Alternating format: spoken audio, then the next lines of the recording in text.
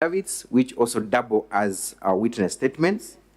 Without much ado, allow me call our first witness, 𝐊𝐀𝐖𝐈𝐑𝐀 𝐍𝐻. His affidavit, Mr. Speaker, sir, appears on our blue booklet, which is titled The Governor's Response, at page 86 onwards.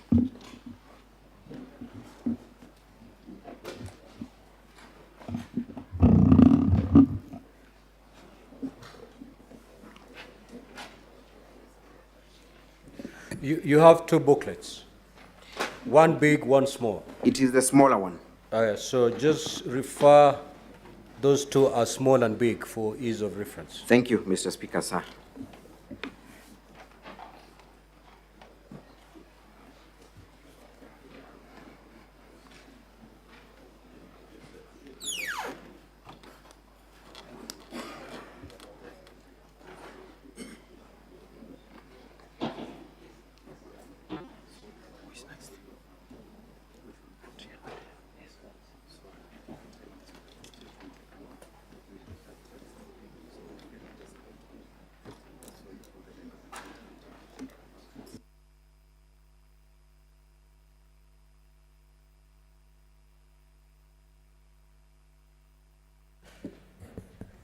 Kindly swear the witness.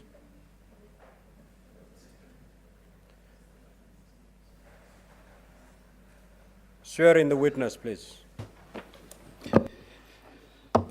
I, 𝐊𝐀𝐖𝐈𑑑𝐀 𝐍𝐻, do solemnly swear that the evidence that I shall give before this Senate in respect of the matters before the Senate shall be the truth, the whole truth, and nothing but the truth, so help me God. Thank you, Mr. Speaker, sir.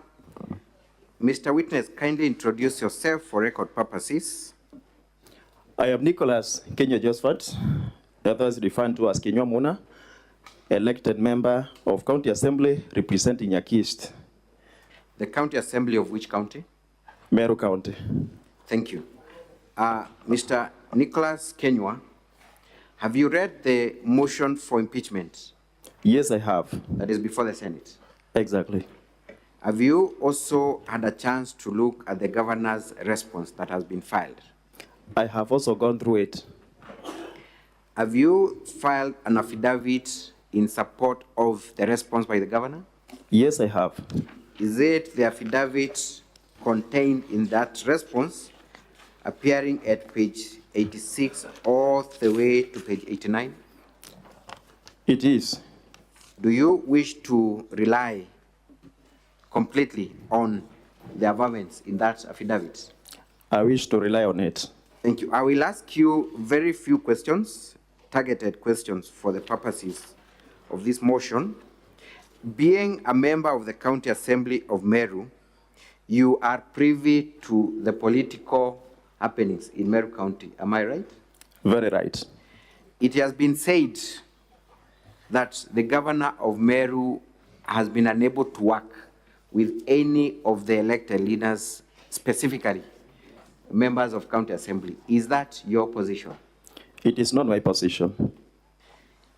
Has the governor been able to work with members of County Assembly of Meru? Exactly after the first impeachment, the governor made peace with majority, if not all, of the members of County Assembly, and we have had a good working relationship. Yesterday, counsel for the County Assembly said that that marriage lasted for a few weeks after the first impeachment.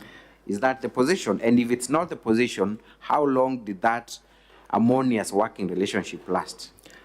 I can confirm that we have been having a good working relationship with the governor after the first impeachment. It cannot be said that it lasted for a few weeks because it has been so until mid-September when crux and crisis were introduced to the members of County Assembly. You allude to crux and? Crux, wars, incitements. Were introduced to members of County Assembly? Exactly. Who introduced these crux to the members of County Assembly, to the best of your assessment and knowledge? Much of what happened and what has brought us here is incitement to the members of County Assembly, mostly by members of Parliament, that is members of National Assembly, as well as other political leaders in Meru who may not be elected at the moment.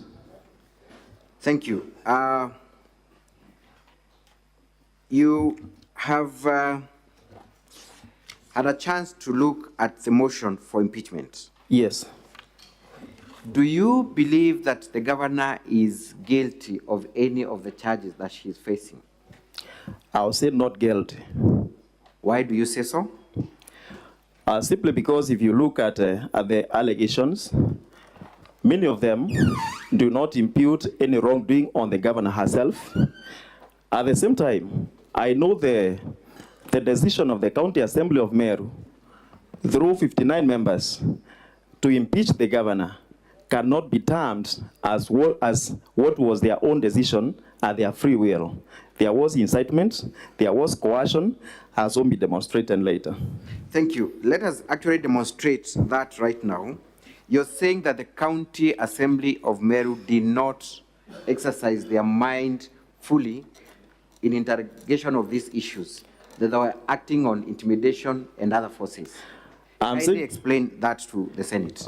I'm saying the members were not freely exercising their decisions because some were coerced by political parties that they serve through their leaders. Others, it was a kind of a campaign where some of the MCAs were promised that if the governor goes and the deputy governor takes the seat, there will be the doubling of one development fund from the current 15 million that is given by the governor to 30 million. And that one brought some sense of excitement among the members, as well as pushing them to impeach the current governor. Mr. Nicholas Kenywa. Yes. Were you at any point approached and given an incentive to support the motion for impeachment? And if so, what was the nature of that incentive? Now, one of the incentives to impeach the governor was the promise that once she goes, the one development fund will be doubled from 15 million to 30 million.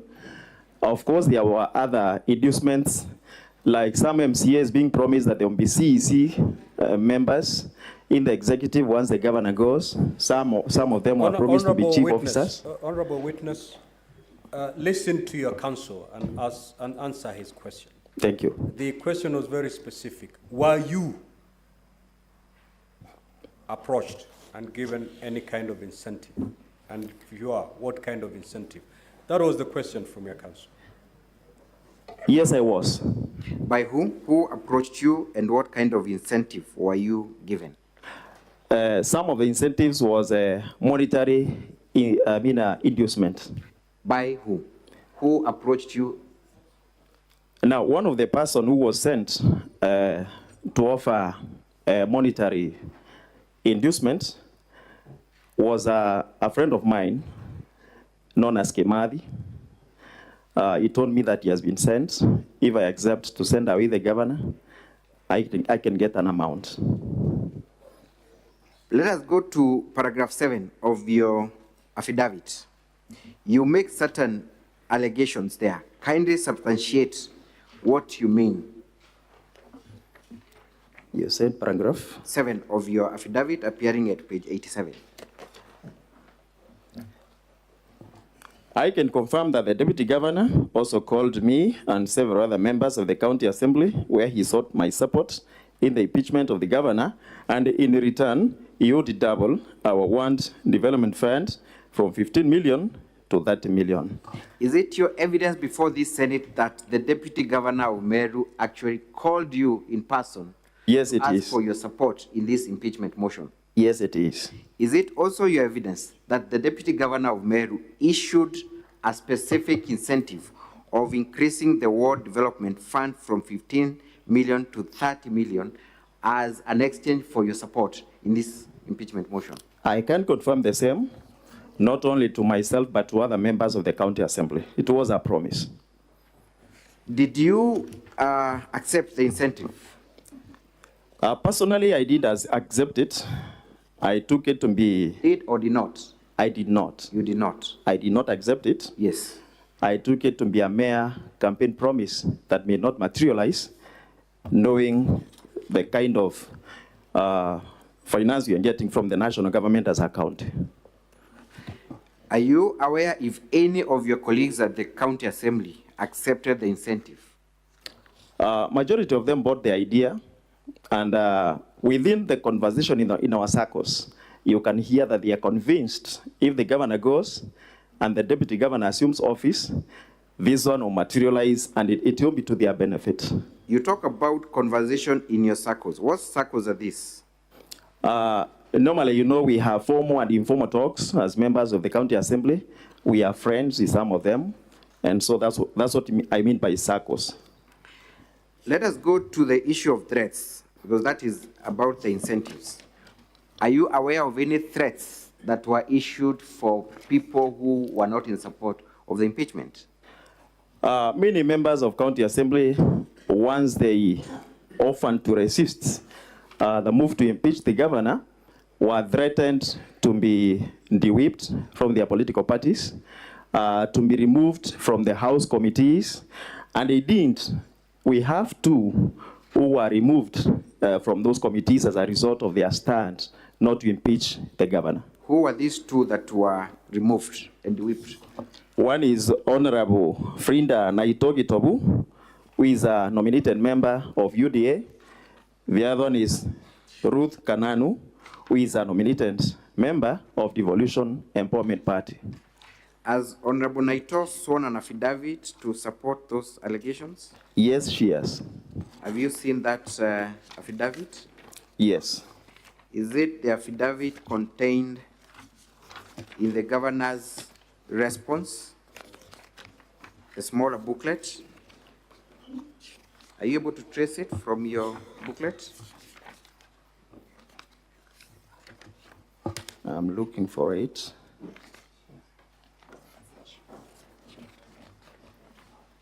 Page 90.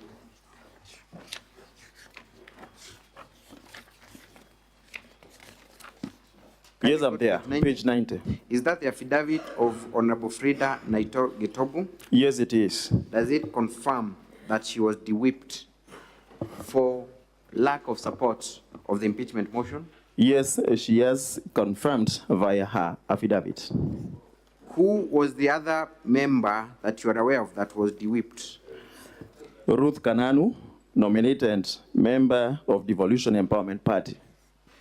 Do you have any document to show that that happened?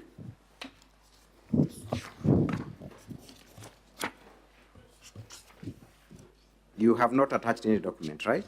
No document attached. But that is your testimony that indeed she was also de-whipped. She was de-whipped. Let us go to my last question. Actually, second last. So then you did not vote for the impeachment of the governor? I abstained. You did not? But You abstained? I abstained. Were you in the floor of the House when this motion was being discussed and voted? I wasn't present. You were not present? Yes. Why were you not present in the floor of the House? Now, the moment it was well known that me and some other 9 members, making it a total of 10, would not impeach the governor or vote for the impeachment motion, the atmosphere was highly charged outside the precincts of the county assembly. There were some goods that were under instructions not to let us in, and when one of us attempted to get there, that is Honorable John Muguna Thurandira, he was seriously assaulted at the gate of the county assembly of Meru. And that one instilled fear to the 10 of us not to get into the county assembly of Meru on that particular day. Thank you. Let us go to the last question. There was a ceremony that took place at Nchero where members of county assembly were in attendance. Yes. And were hosted by the Njorincheke. Yes. Do you know what transpired in that meeting, and do you know what dates those were? The meeting was first fashioned to be a tree planting exercise where the whole county assembly was invited. Majority of the county assembly members attended the meeting, but it turned out to be an oathing ceremony where the members of county assembly were threatened with dire consequences in case they never accepted to impeach the governor of Meru. You talk of dire consequences, and I believe you are fluent in the Meru dialect, right? Yes. That oath was administered in the Meru dialect? It was. What were the specific threats of dire consequences for those who withdraw support for the impeachment?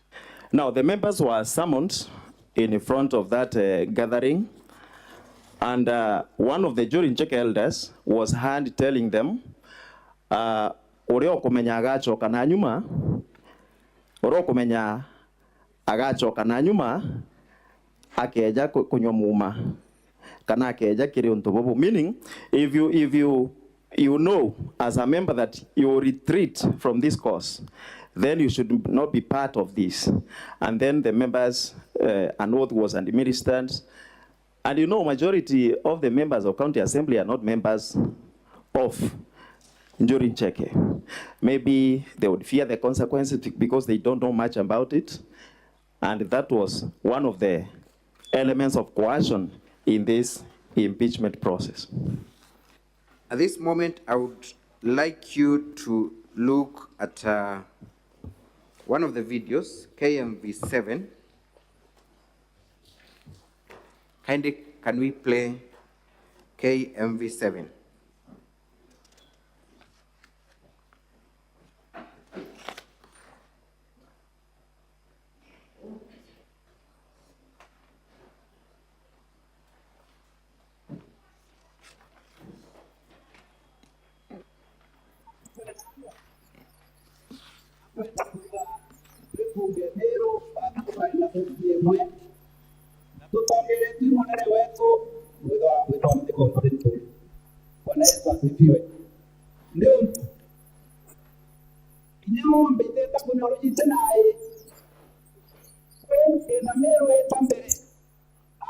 Can we have more volume on that video? I believe it is more clear if the volume is increased.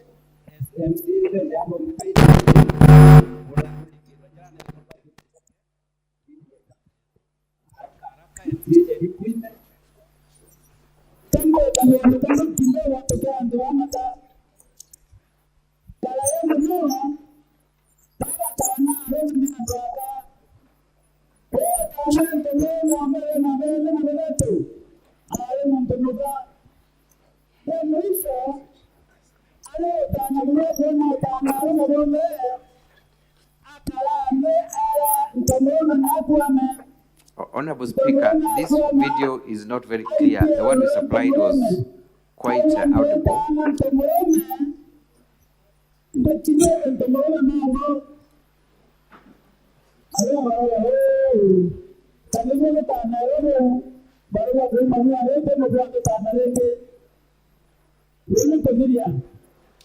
Can we pause for a moment that video? Kindly, let's pause. Yes, so, Mheshimiwa. Yes. You have seen certain people in that clip. Yes, I have. From the county assembly so far, who have you identified? There is a Speaker of the County Assembly of Meru, Honorable 𝐊𝐻𝐿𝐻𝐿, and some members of the County Assembly as well. There is a story one of the gentlemen is giving about a woman. Yes. In 2 minutes, kindly explain what that story is about. Now, the elder is explaining to the members of County Assembly that a long time ago, the circumcise of men was a woman. And the woman would literally sit on the men. And I think that was a language that was being brought, to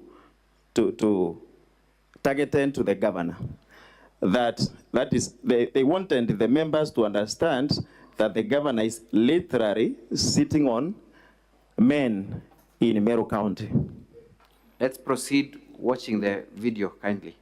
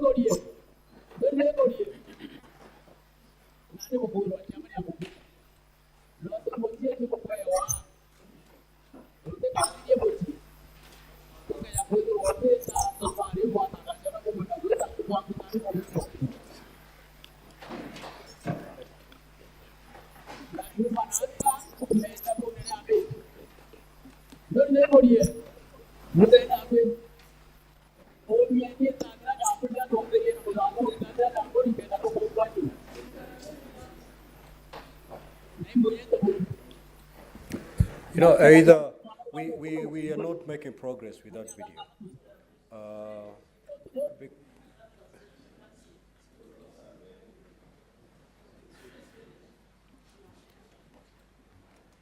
Kindly proceed and tell us what is being said.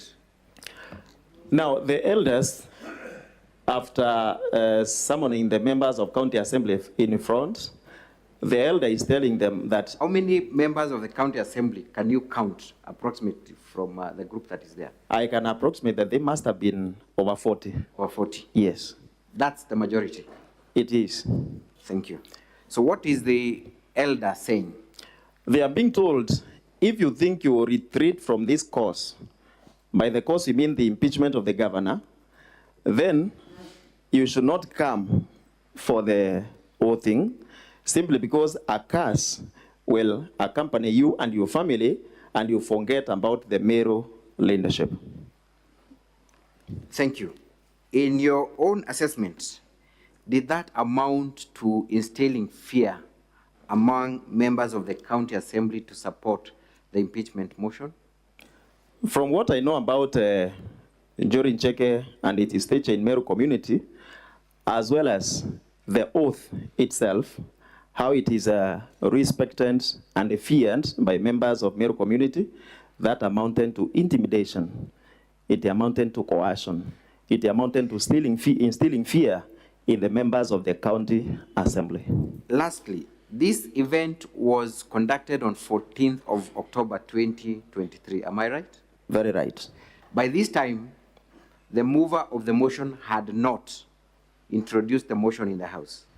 The mover had not introduced the motion, and the motion was not even known by its content to the members of the County Assembly. So it is your testimony that these members were being asked to support an impeachment motion that they had not seen. They were being mobilized so that by the time the motion comes, they will be ready to impeach the governor. And the oath was for them to take a stand even before Yes. the contents of the motion were known. They were being mobilized in advance, even before the content of the motion was explained to them. That's all for this witness, Mr. Speaker, sir. I leave him for cross-examination.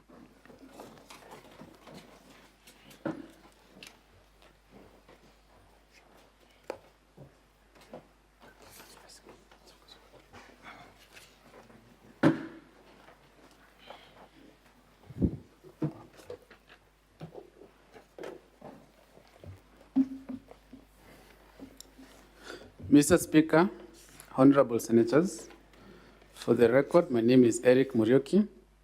I will be taking this witness through cross-examination. Honorable Josephat Muna. Yes. Let us start from where your counsel has left off.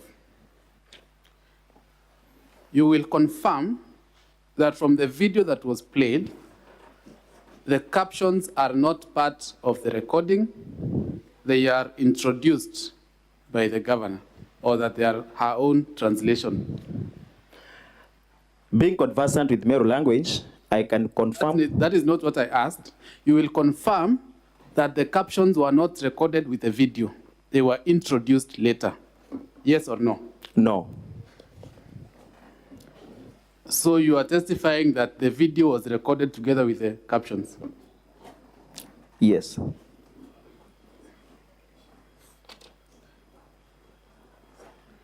You will also confirm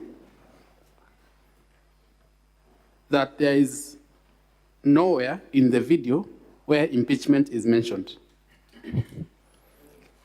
Impeachment is being figuratively referred to as Is it this course. mentioned or not mentioned? Not expressly. Thank you. On your affidavit,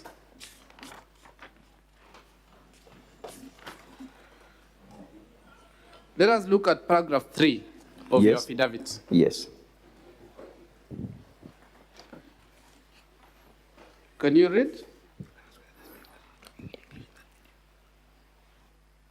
Can you read paragraph 3? It says, I am aware that we have been enjoying a very cordial working relation with the governor until mid-September this year, when it emerged from the leadership of the House that members of Parliament from Meru County and a few other leaders had picked a war with the governor. So your testimony before this Senate is that the impeachment and this entire process began mid-September. Or thereabout. Thank you. I will refer you to our volume 2, pages 17 to 29. That is the 𝐼𝐻𝐻 extract. I'd like to get someone to help with showing him volume 2. Volume 2. The 𝐼𝐻𝐻 extract, pages 17 to 29. I'm there. Open any page between those two pages, between 17 and 29. I'm there. Can you read the date of the first transaction on that page? The date. Yes. I can see 1st July 2022. You will confirm that that is way before mid-September. Yes, it is. Thank you. I will also refer you to our volume 2, and just before I go there, for all those other transactions that are on that volume, between pages 17 to 29, all of them, or a majority of them, are dated way before the mid-September date. Exactly. Thank you. And I will refer you now to page 233 of our volume 2.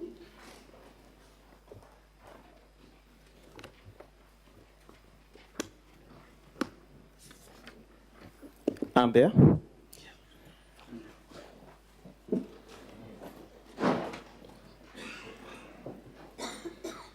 Are you at 233 of volume 2? Yes, I am. What is the date of that document? The letter is dated Friday, September 1st, 2023. Is that mid-September, or beginning of September, or end of September? It is not mid-September, but you. it is September. Thank you. When you say mid-September, ordinarily, you mean from around the 15th of the month, going onward, right? Exactly. I will also refer you to the document on page 232. 232 of our volume 2. I'm there.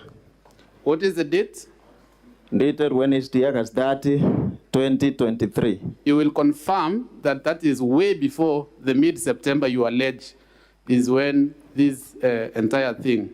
Way before, but thereabout. Thank you. Thank you. I will refer you to page 226 of our volume 2.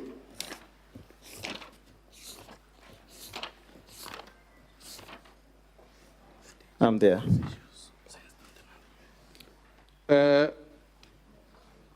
First of all, what is the date of that document? Dated 25th August 2023.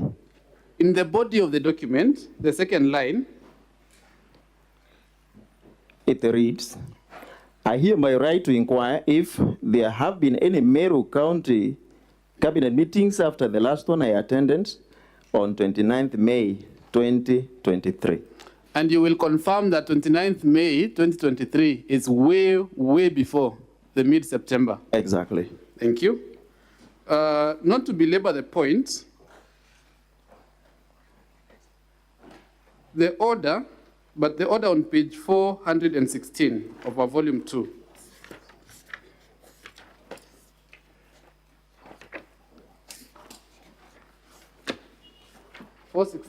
Volume 2.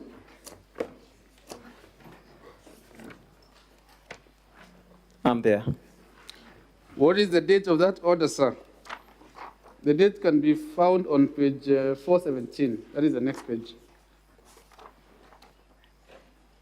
Yes, dated 7th October 2022. You will confirm that is a whole year It is. before the date that you're alleging is when this thing was started. Yes. Thank you. And the ruling on page 417 to 439, Yes. rather, before we go there, let us go to page 155 of volume 2.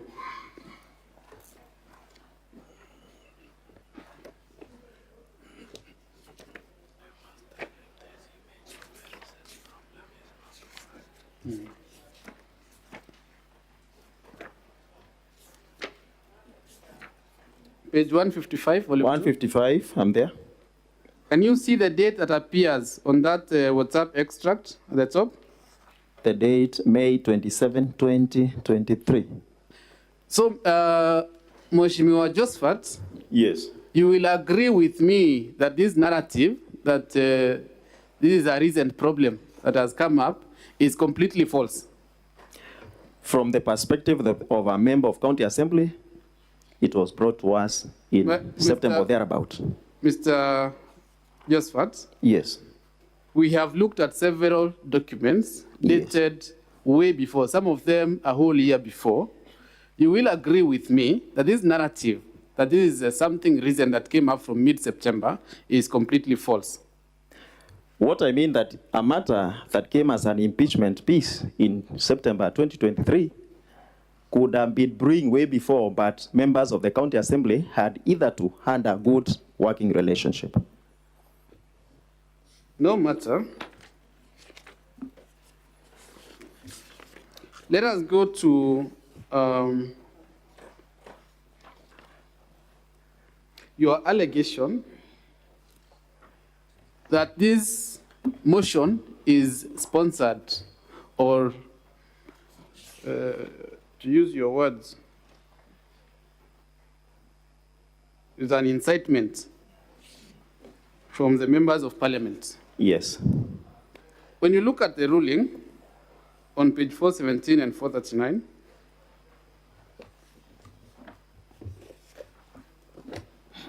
between 417 to 439, the ruling that is dated 29 September 2023,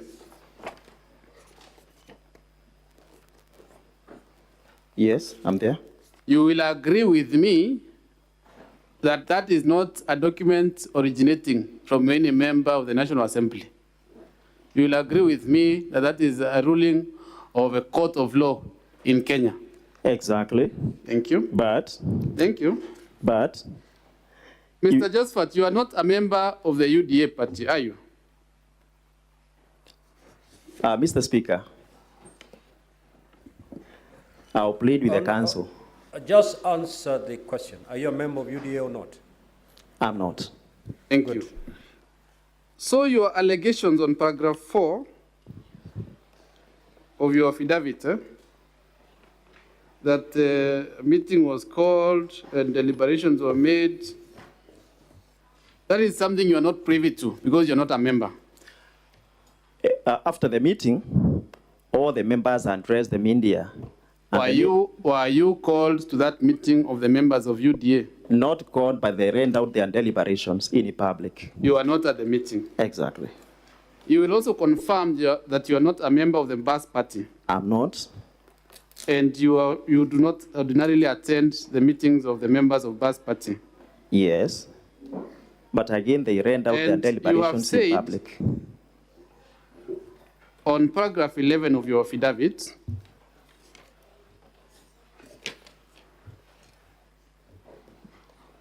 you allege that you know the reasons why a party or parties that you are not a member to chose to discipline their members. That is what you have alleged on paragraph 11. Exactly. You will agree with me that since you've confirmed you are not a member of UDA, you're not a member of BAS, you do not know the deliberations that happened or the reasons why these parties chose to discipline their members. I have an affidavit from one of the members confirming it was the reason. I'm asking you, were you there? Were you part of the deliberations? I wasn't there. Thank you. Mheshimiwa Josephat. Yes. There's your fellow members of the assembly, and I will name two of them. 𝐊𝐀𝐄𝐒. Yes. There's another member called 𝐊𝐀𝐖𝐈𝐑𝐀. Yes. And those members are not supporting this impeachment motion or did not support it. Yes. And you will agree with me that they were not de-whipped from their committees. Yes. Thank you.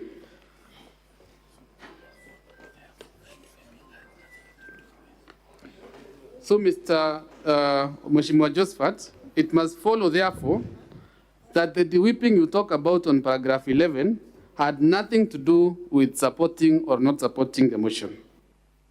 I'll leave that to the discretion of the senators.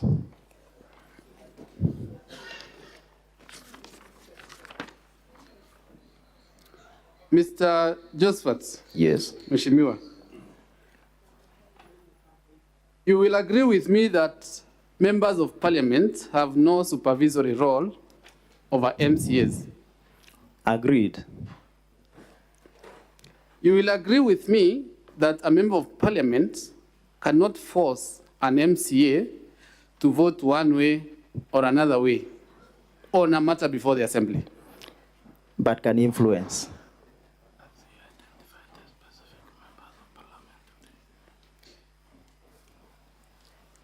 Mr. Josephat, ultimately, every MCA is free to make their own choice in the assembly, right? Right. Thank you. Have you identified the specific members of parliament that you say influenced or forced you or your fellow members? Yes, I have. Yes. Which paragraph of your affidavit? Not in the affidavit. Thank you. But one of them was here yesterday as a witness. Which paragraph of your affidavit have you identified those members? None. Thank you. On paragraph 8 of your affidavit, are you there? Yes, I am. You say you received calls from other leaders within Meru to support the impeachment motion in order to restore dignity and respect of Meru as a county, right? Exactly. Have you adduced any evidence to show that you indeed received these calls? Not contained in this document, but factual. Have you disclosed the maker of the said calls in your affidavit? Not in the affidavit. Have you attached any call log or any screenshot to show that you indeed received these calls? Not attached. Thank you. You have talked about incentive of 15 million being increased to 30 million. Yes. Have you provided any evidence that any member was offered, let alone accepted, this incentive? I have not provided. Thank you. Let us go to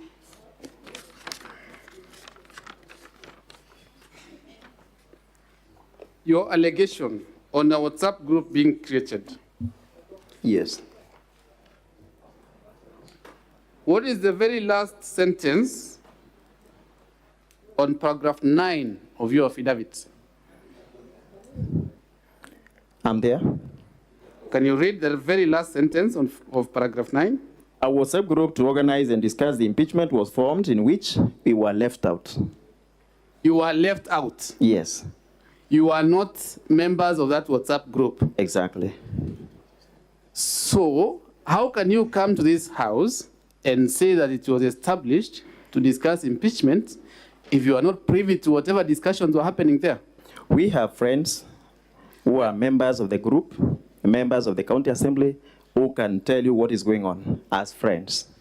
And have those friends produced any screenshots or No. any evidence? No. Thank you.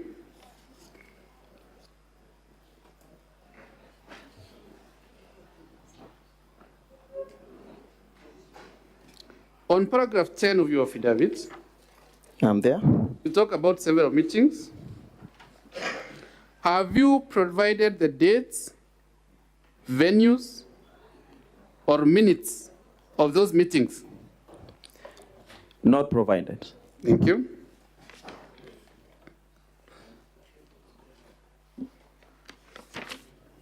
Let us go to paragraph 12 of your affidavit.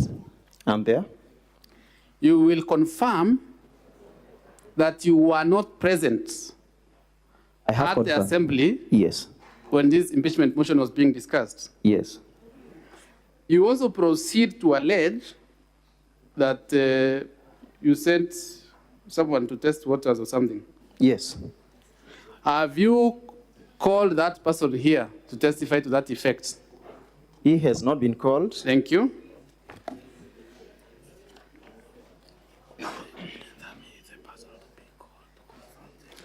Wouldn't that person have been the person to be called to confirm these allegations? We have the OB through which he reported the matter. Has it been produced in your affidavit, sir? No. Thank you. In that, I find this paragraph 12 of your affidavit very interesting. Yes. How many members of the assembly are there, Meru County Assembly? 69. 69. Yes. How many members were present during the discussion of the motion? 59. And in paragraph 12, the very last sentence of paragraph 12, can you read it for the Senate?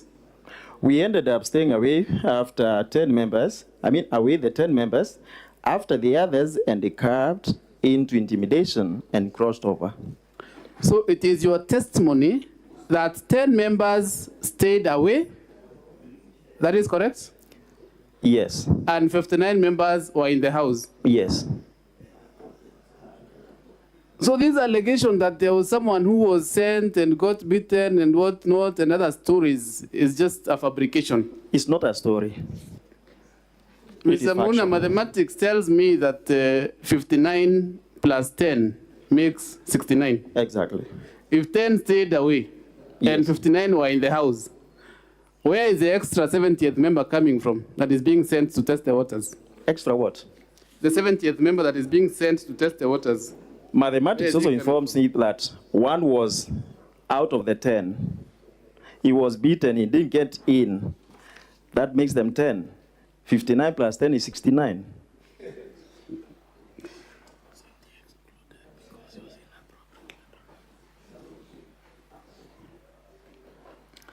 Bwana Josephat, confirm that the functions of a member of the county assembly are legislation and oversight. They are. Confirm that impeachment is one of the oversight measures that the House can take? It is. Confirm that there is no member of the National Assembly who has a vote at the County Assembly. Confirmed.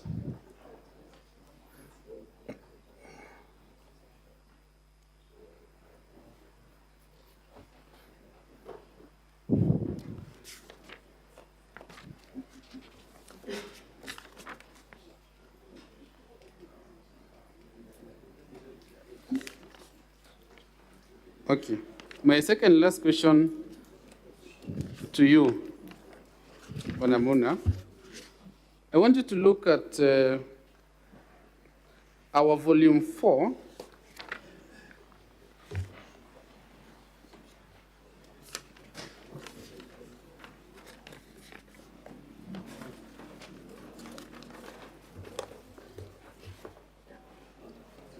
Page 3 of our volume 4. Are you there? Yes, I am.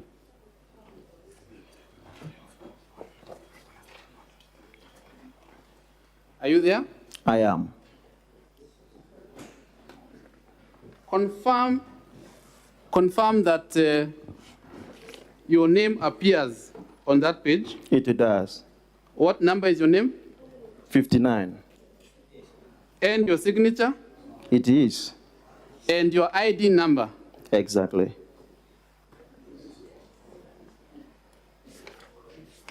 Wanamuna, in accordance to your standing orders,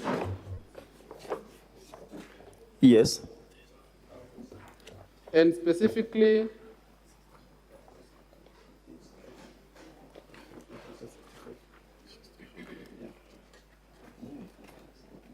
just give me a moment when I speak, I'm sorry.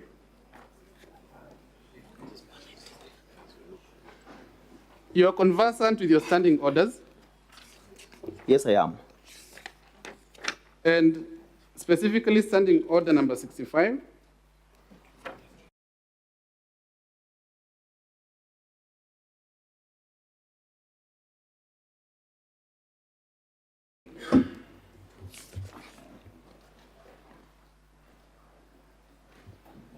That is where standing order number 65 starts. Yes. I want us to go to page 265, I'm there. and I want you to read for me standing order number 65-4. 65-4. And I read, when the order for the motion is read, the Speaker shall refuse to allow the member to move the motion unless the Speaker is satisfied that the member is supported by at least a third of all the members of the Assembly to move the motion, provided that within the 7 days' notice, the clerk shall cause to be prepared and deposited in his office a list of all members of the Assembly with an open space against each name for purposes of spreading signatures, which list shall be entitled signatures in support of a motion for the removal of Meru County Governor by impeachment. And you confirm that it is pursuant to order 65-4, or rather 65-4 was adhered to, and that is why you signed, where you have said you signed. Yes. From the reading of order 65-4, it is not possible for a member to be coerced or forced to sign. It is possible. Were you coerced? Yes, I was. Have you produced any evidence that you were? In the affidavit, it is mentioned. Which paragraph?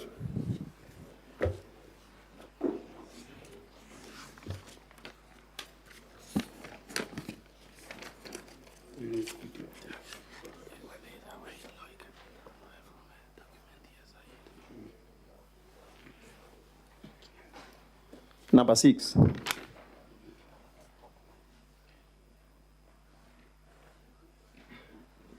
And also number 8. You say that you received calls instructing you or urging you or whatever.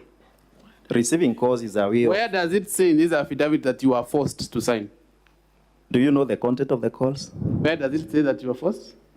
In the calls. Sorry? In the calls.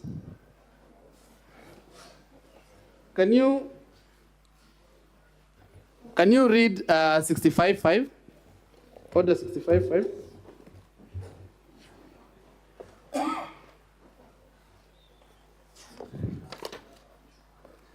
65.5, and I read, any signature appended to the list as provided under paragraph 4 shall not be withdrawn. Are you aware, sir, that you cannot run away from a document that you have signed in law? Yes. Are you aware, sir, that a signature appended under Order 65 cannot be withdrawn, just like you've read? Yes. I put it to you, Bwana Muna, that you signed in support of the impeachment motion a signature which is irrevocable, no less.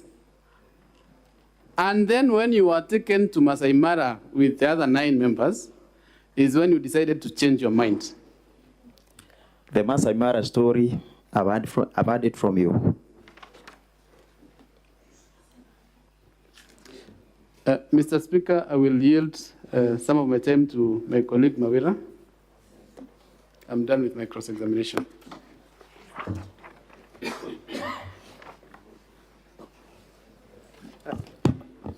Honorable Speaker and the Honorable Senators, my name is Kawira.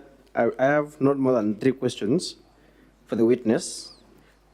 Mr. Muna, Yes. from the video that was played, Yes. you said that the captions that are written in that video are part of the video. Yes. Are the speakers in that video speaking in English or the Meru language? Meru language. How then can the English captions be part of the video? Any language can be translated. So it is a translation. It is. It is not part of the video.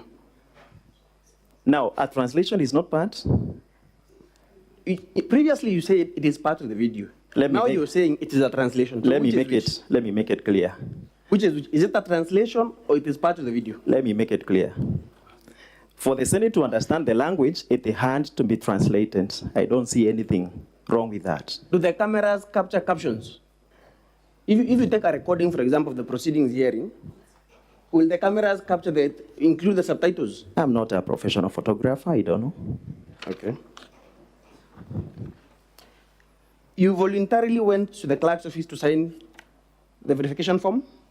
Not voluntarily. Not voluntarily? Yes. But you went to the clerk's office? Yes. Who coerced you to go to the clerk's office to I sign? have answered that from the previous questions. Were you pushed to the clerk's office? What do you understand by Were you coercion? carried there or did you walk to the clerk's office to sign? I walked. You walked Yes. voluntarily or you were pushed? Involuntarily. Who coerced you then? I've seen there were calls. You were coerced by a phone call to go and sign? You can. And you say that you represent the people of, is it Ntimawas Tonyakist? Nyakist. So your people should believe you to say that you were coerced through a phone call and that independently you cannot make a decision on your own on whether to sign or not to sign. Bwana Council, we have seen politicians dying in the course of duty. Do they die voluntarily out of politics? No. You will confirm that nonetheless you signed, Nonetheless, I signed involuntarily. and your signature cannot be withdrawn. It can't. Okay.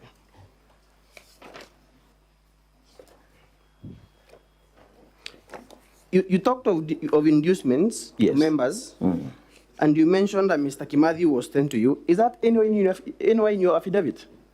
It is not. It is not in your affidavit. Is this Masai Mara trip that you went to part of the inducement that was offered to you? I have earned it from you. Very well. That is all in cross-examination, Honorable Speaker. Thank you, Council. The Council for the Governor, do you have any re-examination to do? Yes, I do, Mr. Speaker, sir. Very few questions for this witness in re-exam. I want you to confirm that you understand the Meru language being your mother tongue. I do very well. Very well.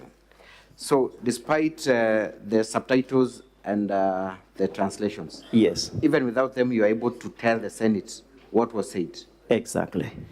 What you confirmed to have been said is the exact words that were uttered by the people we saw in the video? I'm saying what is being uttered there is completely what is in the translation. Thank you. You have been told that you've been given an IFMIS message that appears at page 17. Yes. Do you still have that? It Document was with in you? volume. I believe it's volume 2. You have been told that Yes. transaction confirms that the governor conducted some violations before Yes. August. Yes. Kindly, I want you to look at the specific item that you referred to, appearing at page 17. Yes, I'm there. Can you see it? Yes. Read for us the date. It is dated 1st July 2022. 1st July 2022. Yes. Was Governor Kawira the governor by 1st of July 2022? No. Is that an issue that can be attributed to her? No. Thank you. And in any case, Mheshimiwa, what you're testifying is as to the good working relationship with the governor. It is. Was that your testimony? Yes. And how long did that good working relationship last, to the best of your assessment? It must have lasted somewhere between February this year up to September this year. That is a period of 7 months. Thank you. You are also not a member of BAS or UDA. I'm not. But how did you come across information that members of these two parties had been de-whipped? It was communicated in the county assembly through the normal sittings. Were you present when that communication was done? I wasn't, but Frida Naito, Honorable, told us that it has been communicated. Are the records of the House accessible to you? They are. Once a communication is done in the House, is it information that you can access? But when this honorable member, nominated UDA member, was de-whipped, they refused to give her the official document to show that she has been de-whipped, but she was removed from committees and replaced as the vice chair of the water committee. Was that communication done to the county assembly of Meru?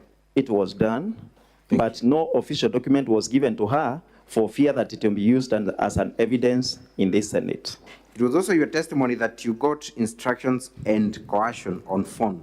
Yes. Compelling you to tender your signature in Yes. support of the impeachment motion? Exactly. Did you eventually exercise your free will by withdrawing from the support, by not voting or absconding from voting for the motion? I would have voted in support, not supporting the impeachment that day, but me and some other 9 members could not access the county assembly of Meru simply because the atmosphere was changed and goons were hired to harass us. You have been told about a Masai Mara trip. Yes. Are you aware of any Masai Mara trip? I've heard it from the council here. Did you go to Masai Mara? I didn't. Thank you.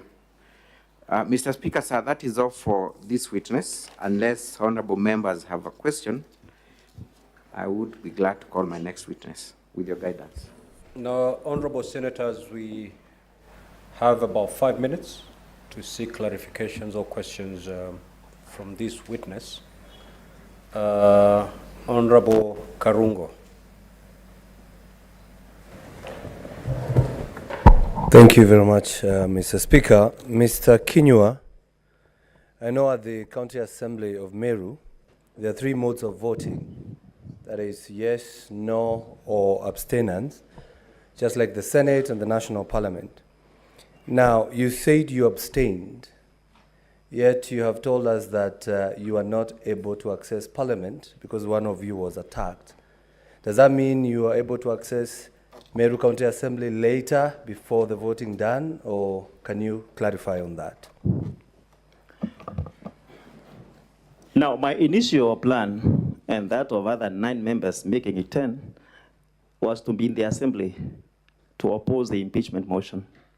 Once we couldn't get into the assembly, that means we were absent. Maybe I've mixed up the term of being absent and abstinence.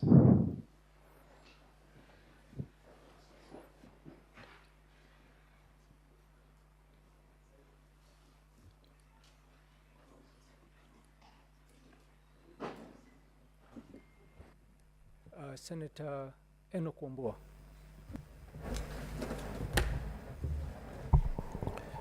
I thank you, Mr. Speaker. Mr. Speaker, I will seek 3 very quick clarifications. First is just to clarify which political party he was elected on. Secondly, Mr. Speaker, according to the report of the resolution of the County Assembly of Meru on the impeachment, 59 MCAs voted to impeach the governor. 10 did not vote. We wouldn't know how they would have voted if they voted. So all members present and voting voted against the governor. Is it your testimony in this House that all the 59 members of the County Assembly of Meru who voted to impeach the governor were coerced or induced to take the vote that they did? The second last is, you make very serious allegations in your affidavit on paragraph 7 that the DG tried to induce you. What is the evidence? And you make reference to several other members. Who are these members? Because people have names. You are called by the DG with several others. Who are these people that you are called with? And where is the evidence that he tried to induce you? Because these are serious matters you're dealing with. I thank you, Mr. Speaker. Mr. Speaker, honorable senators, I am a member of Party of National Unity, PNU. Now, when we say that 10 were not, could not access the presence of the assembly, I mean, were they to be there, I believe they would have voted otherwise. The 59 of them who were present in the assembly that day and voted yes, I cannot say that all of them were coerced. I am drawing my conclusion from the talk that we had before the voting day. And I know the talk that majority of them had, given a free will, they would not have impeached the governor. Finally, in your questions, when I say the deputy governor made calls, you're telling me to name specific people or members of county assembly to whom he called. But I can assert that he called all of them in an effort to get a support from them with a promise to increase ward fund from 15 million to 30 million. Senator Samson Cherargei. Thank you, Mr. Speaker. So mine is to our good friend Mheshimiwa. Just 2 quick clarification. You have told this House that you were not able to access the county assembly. Did you report to any police station, or do you have evidence to that effect, including the phone calls? If you can table. Finally, I can see your signature is number 59. And in Standing Order 65.5, the Meru County Assembly Standing Orders is specific on what you are signing. So, and you have alluded that a number of people were given inducement to, through you, Mr. Speaker, to support this impeachment motion. Is there a possibility that you have also been given inducement to testify against County Assembly? I thank you, Mr. Speaker, sir. Thank you, Mr. Speaker, honorable senators. First, I have seen that I have OB belonging to one Honorable John Mogunathranira, MCA from Meru, who was assaulted on his way to the County Assembly of Meru. And if allowed, I can give it to this Senate, though it doesn't form part of my affidavit. Number two, when I talk about inducements to sign, Mr. Speaker, I know exactly what I mean. And everybody who signs was induced to do so, either through promises that one fund will be increased or through some other promises, sweet promises, in order for the members to sign.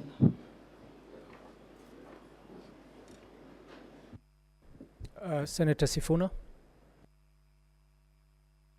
And honorable senators, we only had 5 minutes for clarification. I think the Senator Sifuna will probably be the last question we take. Thank you, Mr. Speaker. My question is to Counsel for the Assembly, my good classmate. Mr. Speaker, I have had to look up the meaning of coercion. The Merriam-Webster dictionary just speaks of the use of express or implied threats of violence or reprisal or other intimidating behavior that puts a person in immediate fear of the consequences in order to compel that person to act against his or her will. The question to the Counsel of the Assembly: is it the case of the Assembly that coercion only means physical coercion, that somebody has to hold your hand to sign? Is that the case that is being presented by the Assembly?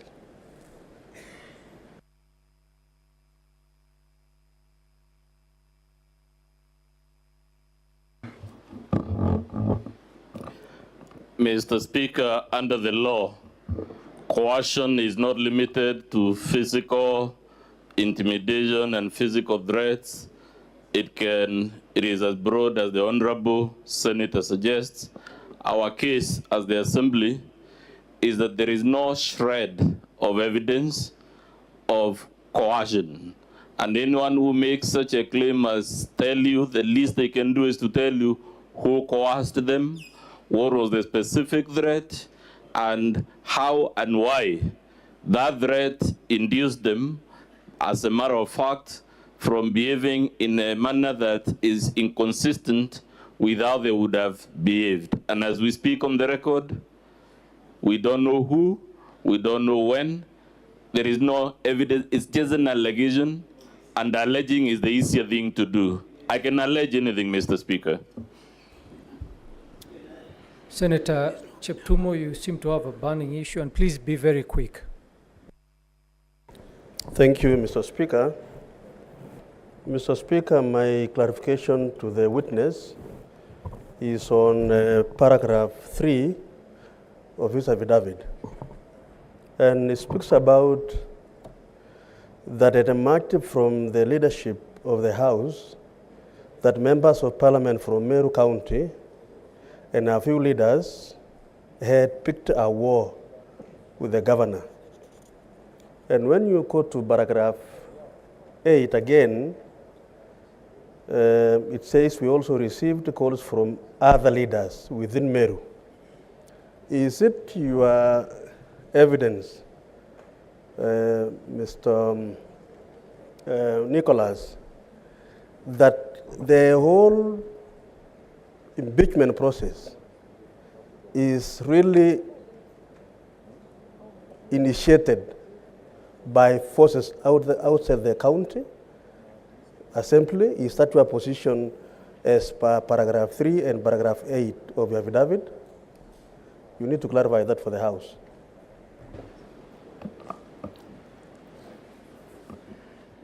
Thank you, Honorable Speaker, Honorable Senators. Exactly that has been my assertion. And if you look at yesterday's submission, we had a member of parliament who was standing as a witness. There can be no other proof that members of parliament were involved if we don't consider that one of them was here as a witness. Number two, there was a video of Honorable Mporo Abori, the MP for Tigania East, in meetings all over the county, inciting residents against the governor. Why is it that we can accept that they were in public meetings and not calling the members of county assembly or inducing them or influencing them? Thank you. Governor's Council, do you have another witness? Thank you, Mr. Speaker, sir. I indeed do have another witness. His name is Aruyaro Adrian. May we have the Sergeant witness? at Arms, can you please show the witness in?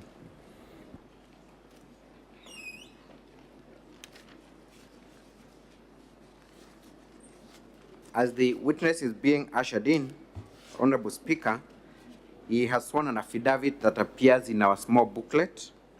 His affidavit appears at page 96.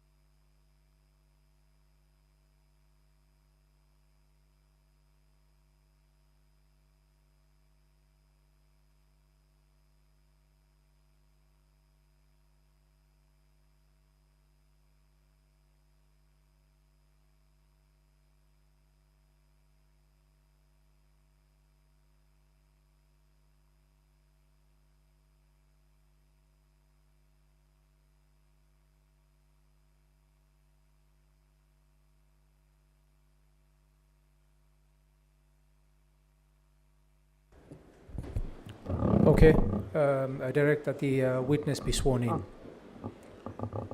I, Andrian Karicha Aruyaru, do solemnly swear that the evidence that I shall give before the Senate in respect of the matters before the Senate shall be the truth and the whole truth and nothing but the truth. So help me God.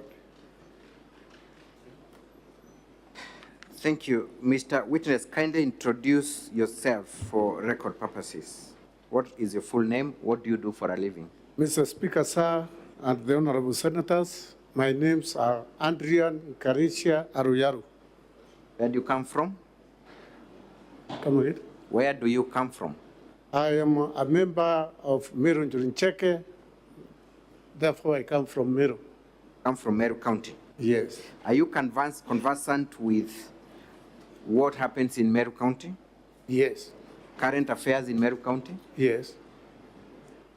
You have alluded to the fact that you are a member of 𝐿𝐀𝐿 Council of Elders. Yes. What position do you hold in the Council of 𝐿𝐀𝐿? I am the chairman of 3 sub-counties, that is Tigania West, and Tigania East, and Tigania Central sub-counties.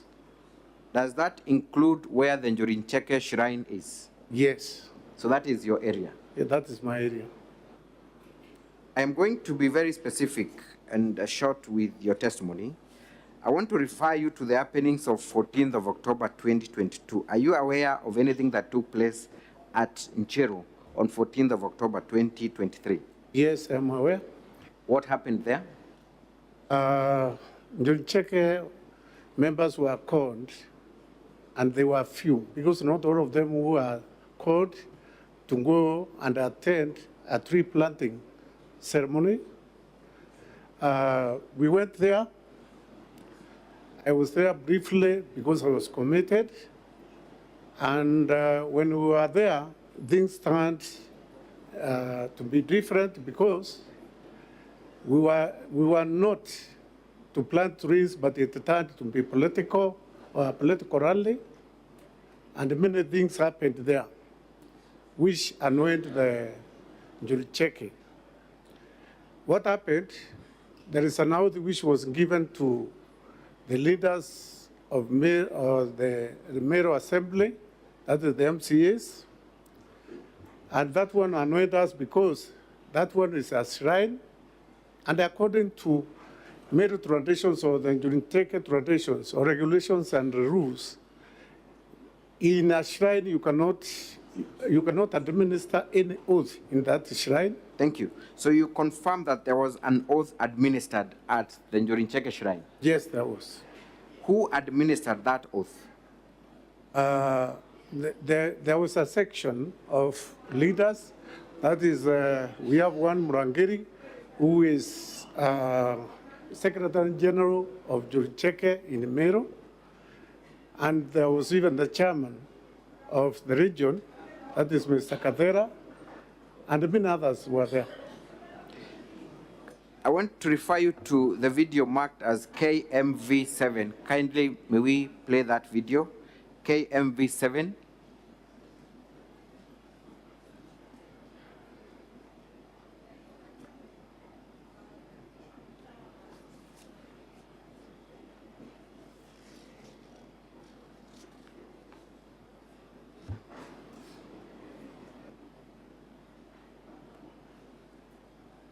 Video KMV7.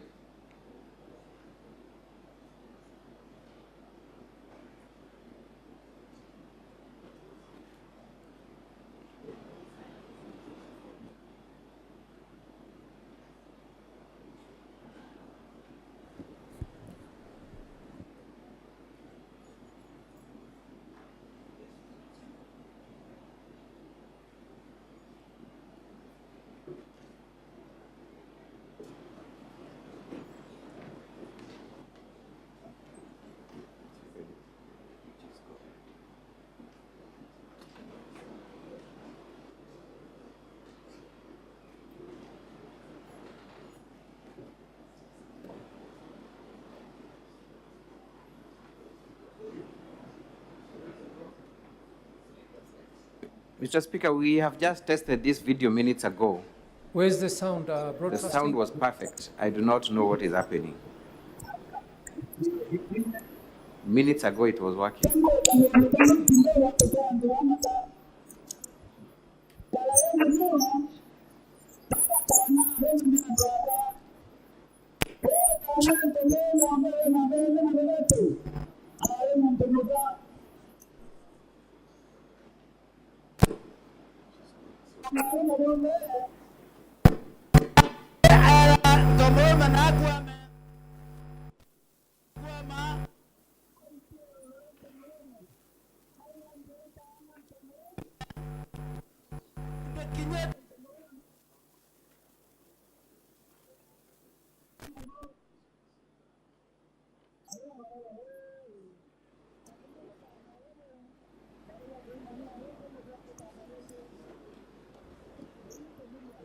Mr. Speaker, sir, I seek your directions on this. This video has been tested minutes ago.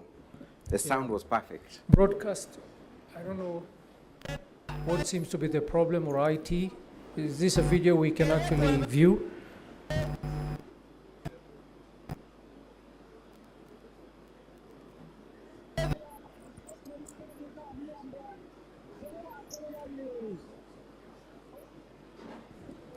Counsel, Yes. could you send one of your colleagues upstairs to the broadcast to see if they can Sure. work One of on my the video? colleagues has gone up there. Okay. Perhaps we can then play KMV17 as we wait for that video to be sorted. KMV17.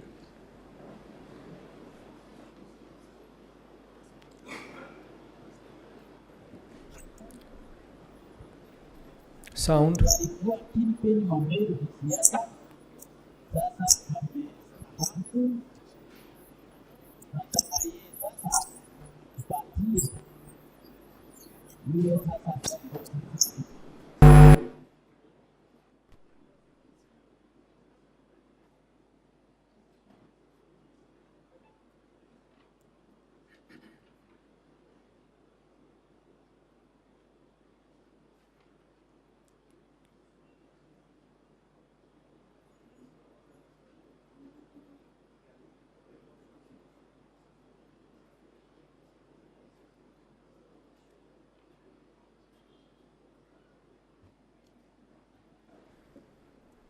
IT, are we going to have a problem with all the videos?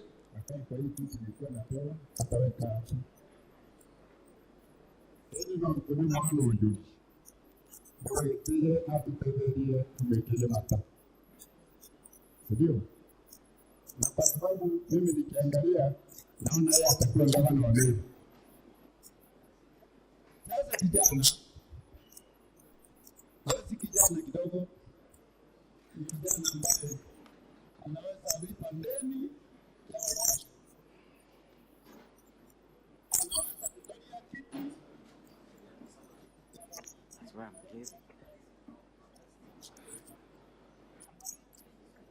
Mr. Speaker, sir, I am inclined to register my dissatisfaction with the Sorry, technical Council, team. are Yes. you in a position to move to maybe a different point as we wait for IT to handle the matter of the This videos? witness, Mr. Speaker, sir, is only supposed to testify on what transpired on 14th of October, and the only piece of evidence that we rely on is those 2 videos. So then I will have no use for this witness if those videos are not effectively played. Okay. IT or somebody from broadcast, can you have send somebody to give us an indication of what the problem is?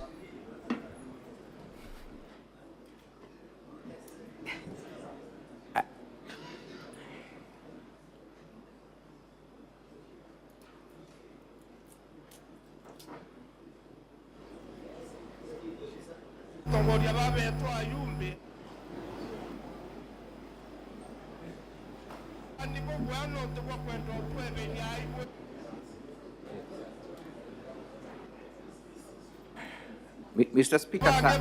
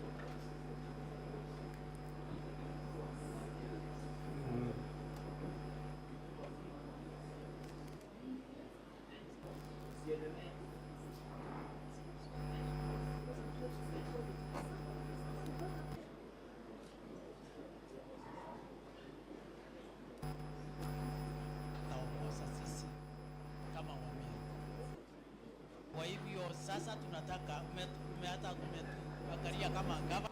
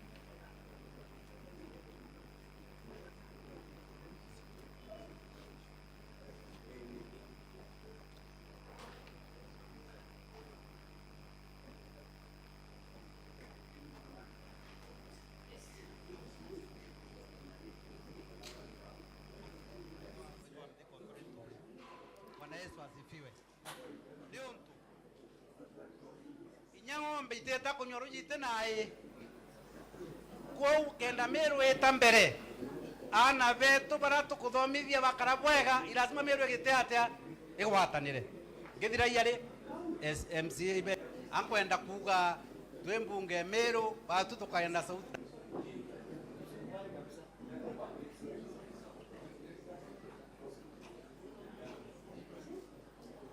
tukwena arua ankwenda kuga twembunge Meru batu tukaenda sauti imwe na tutongeretwe imunene wetu witwa mthi kontrole nturi. Bwana Yesu asifiwe. Ni untu inya ng'ombe iteta kunyoru jite naye kou kenda Meru eta mbere Honorable Senators, ana kindly betu take bara your seats. tukuthomithia bakara bwega irazima Meru gite Let's pause the video first. igwatanire.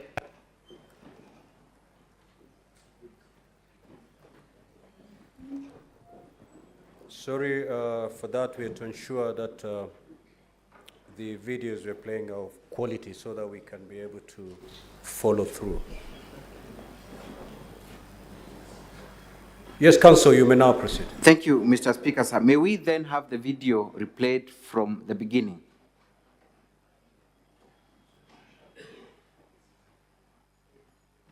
Na ntukwena arua ankwenda kuga twi mbunge Meru batu tukaenda sauti imwe na tutongere twi munene wetu witwa mthi kontore nturi.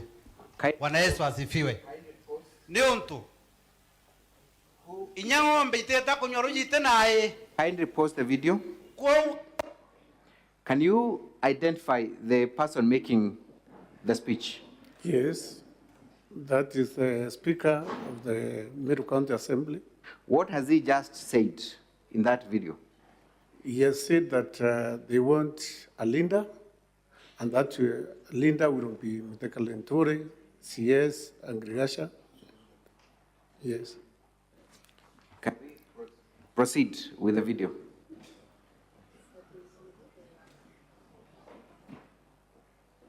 Kindly play the video. Kenda Meru etambere ana vetu baratu kuthomithia bakara bwega irazima Meru egite atia igwatanire ngithira yari MCA ibe yabonde kaire ure kirwa njara ya korwa njuri ncheke tuendelia chapter yetu haraka MCA je ni puinde kamwe kalono kamwe kindo watokea ndo bamata Confirm that the speaker is inviting MCAs into the podium. Yeah, he is inviting all the MCAs who are there or who are present. Thank you. Let's proceed.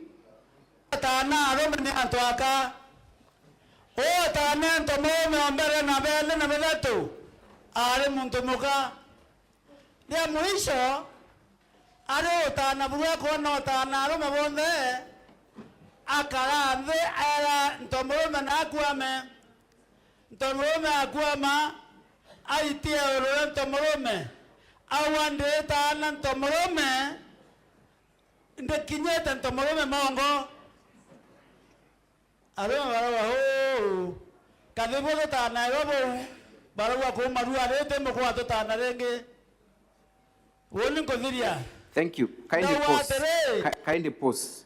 There is a story the elder is giving of a woman. What is he saying about that woman? He is saying that there was a woman that is long ago who was circumcising men. And there came a time, after circumcising men for a long time, there came a time when he asked one of the men to bed so that she could sit on his back and circumcise men sitting on a man. That story is meant to talk about a woman who oppresses men. Is that your understanding? Yes. Kindly, let's proceed. Narwa tueyete lai dori eyeta kodari mana ba kenda baeta korwa ndo baeta korwa bate keye kwebe bonono doriete kene goye nkawa okay ya kwedra ekonaka bidha biandwa tore akorwa Meru okay ya kwedra ya owe okethirwa watoto garutere watu kyako daimano tokawate gerumi. Can you explain, pause the video and explain what that elder has told the MCAs? What he has told the MCAs is that if there is anybody who is going to go against what the elders will tell them to do, will be cast. And those are the ones which straight away makes that one an oath. Thank you. Let us proceed with the video.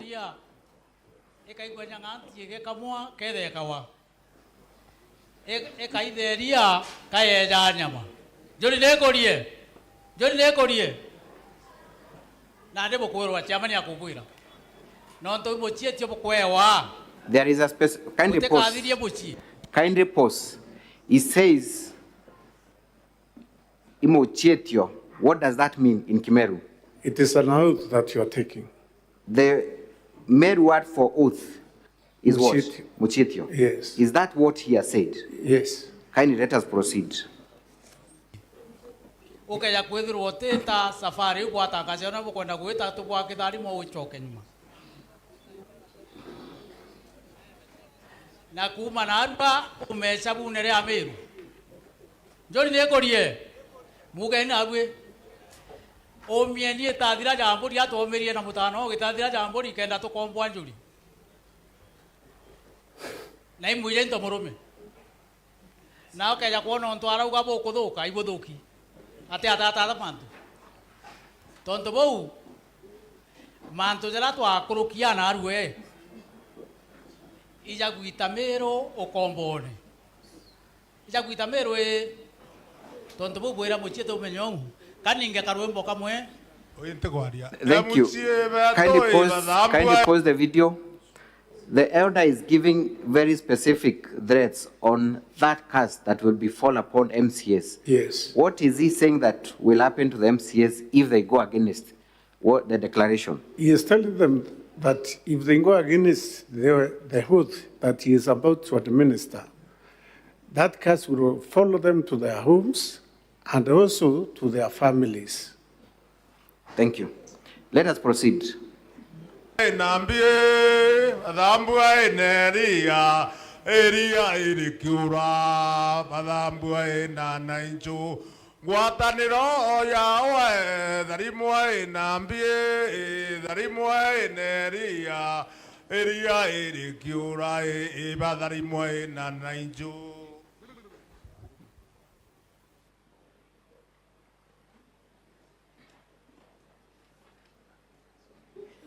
Is the elder spilling some, I don't even know what to call them. Some stuff. You will tell us what that is. Is the elder sin spilling some stuff to the MCAs? Yes. What is that? Actually, I cannot tell what the stuff that one is because I did not go near. You know, there was security there. Those who were allowed to go there were those senior people. They were the ones who were near. So I don't know whether it was honey or it was honey mixed with something else. I cannot tell. What does 𝐿𝐻𝐻𝐿 use for that kind of oathing? That kind of oathing, sometimes, you see, in any oathing, 𝐿𝐻𝐻𝐿 uses blood. Uses blood because an animal has to be slaughtered so that you perform an oathing. And the special thing that we have in Meru, which is undertaken by 𝐿𝐻𝐻𝐿, is the Kidiri oathing, where an animal is killed, and there are things that I cannot say because they are said to those people who have been initiated into 𝐿𝐻𝐻𝐿. Thank you. Can we play video number KMV17?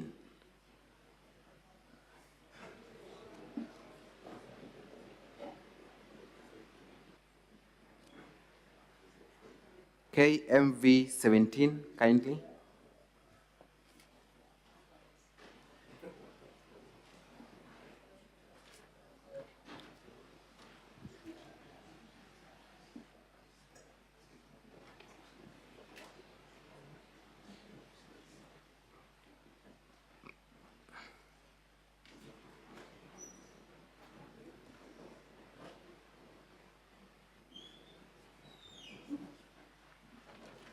Kindly video KMV17.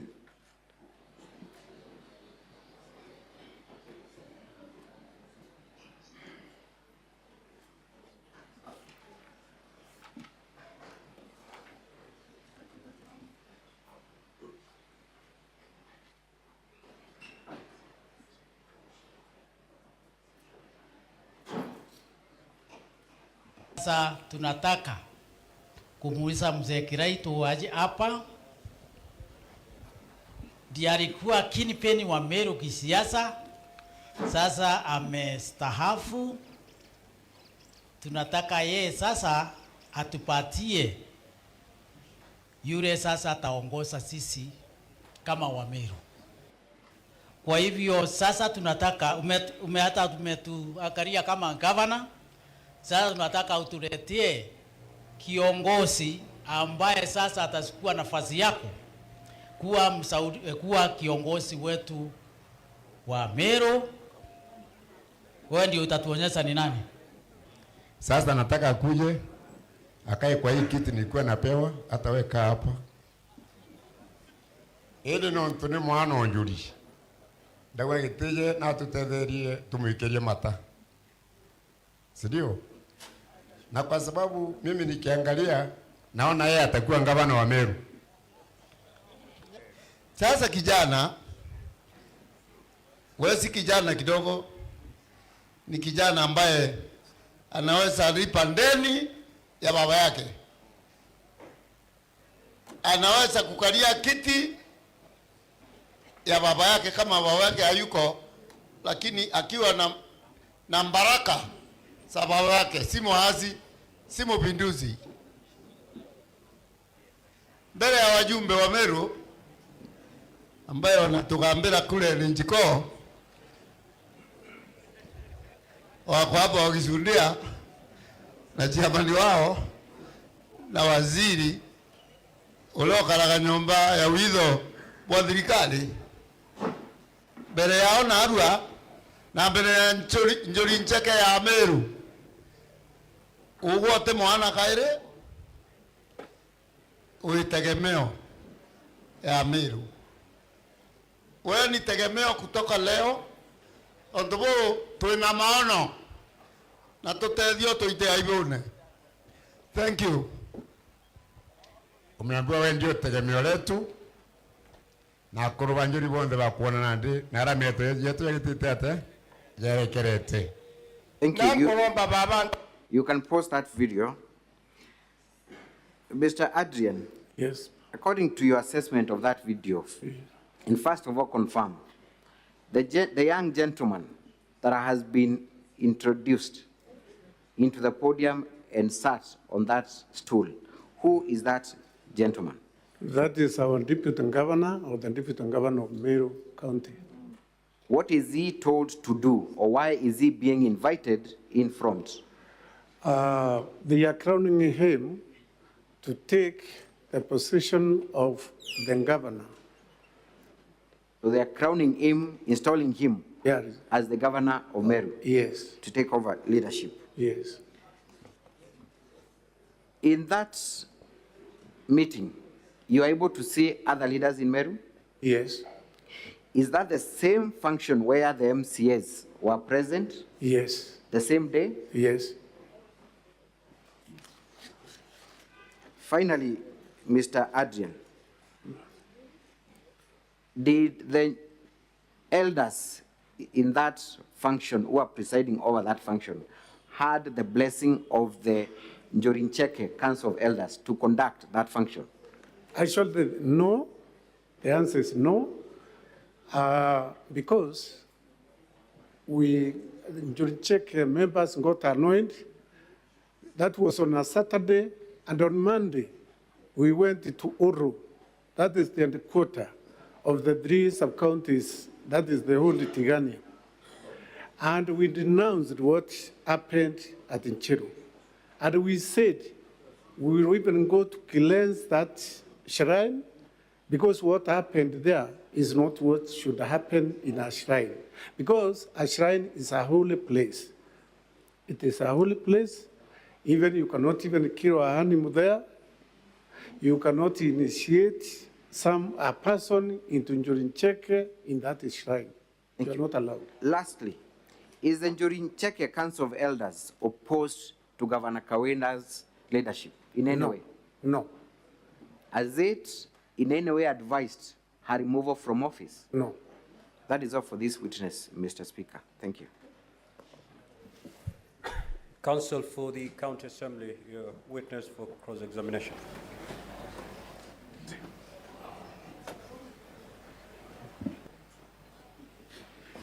Right Honorable Speaker, my name is Maranya, Counsel for the County Assembly. I will take the witness through the cross-examination.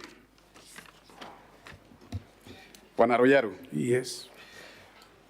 For how long have you been the chairman of, as you have said in your paragraph number 1, the chairman of the caucus of 𝐷𝐻𝐿𝐻 Council of Elders of the Meru community?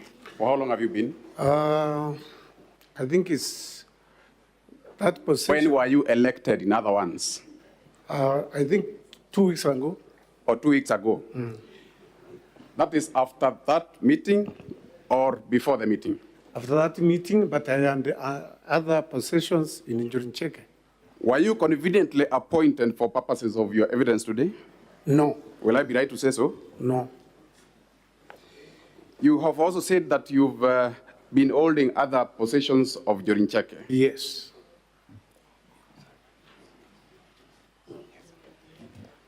So just to confirm, Yeah. were you elected after the impeachment motion was tabled in the County Assembly? No, because when were you elected? When it is I when was the actual elected, date? I think, yeah, it's just. You were elected after the impeachment motion was tabled in the County Assembly. I think so. I'll be mindful of time because I'm on time restraint. It's okay. Will it be true for me to say that you are elected, therefore, for purposes of your statement today, so that you come under capacity of 𝐷𝐻𝐿𝐻's chairman? No, no, because I could have come even as a mere member of 𝐷𝐻𝐿𝐻. But does the 𝐷𝐻𝐿𝐻 have its hierarchy of in respect to communication? Yeah. Does any person, can any member of 𝐷𝐻𝐿𝐻 communicate on behalf of the entire group? Yes. Anybody? Anybody, because in the olden days, there were no leaders of 𝐷𝐻𝐿𝐻. There were juries or the wise men who are the leaders of 𝐷𝐻𝐿𝐻.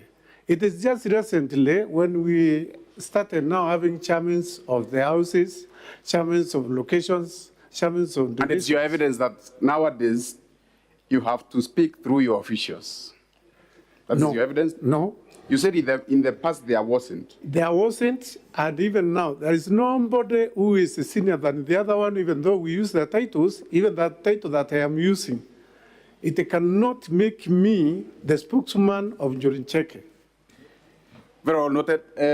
You are the oath. As you speak, you are the oath. Yes. And you said you are a member of 𝐷𝐻𝐿𝐻. Yes. You have vowed to speak the truth. Yes. Are you conflicted in this whole scenario? Does your son-in-law work for Meru County government as a chief officer? Yes. I have children. I have asked, does your son-in-law... Yes. Could you state his name? To this honorable Senate. What is his name? What is the son-in-law? What is the name of your son-in-law who works as a chief officer in the county government of Meru? It's 𝐷𝐻𝐿𝐻 Mugambi. Victor 𝐷𝐻𝐿𝐻 Mugambi. Could I be right to say that you are here just to protect the impeachment of the governor and by extension protect the loss of job of your son-in-law? No. Reason being, I have to say the reason. Reason being that my son-in-law was vetted by a competent assembly, and he passed the vetting, and he was that notwithstanding, Mr. Chairman. Yes. I put it to you that you have a conflict of interest as far as the Meru County government leadership is concerned. Will I be right to say so? No, you are not right. You have produced a clip allegedly played at a 𝐷𝐻𝐿𝐻 forum. Was that a formal 𝐷𝐻𝐻 forum? Actually, it wasn't. I am asking, was it a formal 𝐷𝐻𝐻 forum or not? I am saying it wasn't. It wasn't. Yes. I am contented with that. I'll take that. You have said you are a veteran member of the 𝐷𝐻𝐻. Yes. That's so? Yes. Can a can an oath, as you have alleged it, be conducted in a forum other than a 𝐷𝐻𝐻, a formal 𝐷𝐻𝐻 forum? It can, If you are misled, you can do the same, and that's why we are saying as members of 𝐊𝐀𝐄𝐑, we are going to cleanse the shrine, because it was not done at the right time. It was not done at the right place. At the right place. Yes. Therefore, a 𝐊𝐀𝐄𝐑 oath has to be done with their formalities to be followed before you administer an oath. Is that your evidence? Yes, it is. You said also that there need to be, one of the formalities is slaughter of an animal. Is that so? I said there is. Is that so? Is that so? No, I am not going to accept that, because my question is simple, Mr. Chairman. I was specific. Please listen to my question. Yes. Is it a prerequisite that for you to administer an oath, you have to play some things, including, which you said you cannot even say here because they are non-members, members who are not initiated to 𝐊𝐀𝐄𝐑? Yes. You said includes slaughtering an animal. Yes. Was it that? Or you want to recant your evidence? No, what I am saying is, I said the 𝐾𝐍𝐑 oath thing. That is not 𝐾𝐍𝐑 oath thing. It is an oath thing, but so not therefore, 𝐾𝐍𝐑. How many oaths does 𝐊𝐀𝐄𝐑 have? 𝐊𝐀𝐄𝐑 has 3. Sorry? It has 3. It has 3. Yes. And the three are members required to slaughter an animal? Not all of them. Not all of them. Is there any that is conducted in presence of non-members? No. No. Yes, unless even it's done. Now, in that meeting, I want to ask you whether the meeting was composed of only the members of 𝐊𝐀𝐄𝐑. No. No. And it's your statement that an oath can never be conducted in the presence of non-members. It is. It is your evidence that an oath has to be conducted in strict presence of members only. Yes, by restricting 𝐊𝐀𝐄𝐑 elders. Yes, and anything conducted with presence of non-members is not an oath. It is an oath, because the ones which were used there. Now, Speaker is speaking from both sides of his mouth, saying this at the same time and saying it again. It is your evidence, Mr. Chairman, that anything conducted in presence of non-members is not an oath. That's what you've said right now. It's on record. I did not say that. Why I'm saying I did not say that? On record. It's on record anyway. Maybe you got me wrong. Therefore, you mean that an 𝐊𝐀𝐄𝐑 oath can be conducted in presence of non-members? By wrongdoers, yes. You are qualifying your answer. I want an unqualified answer. My question is simple, and don't be evasive. You are here to tell the truth. Yeah. My question is, can an oath, a perfect oath properly so called, of a 𝐊𝐀𝐄𝐑,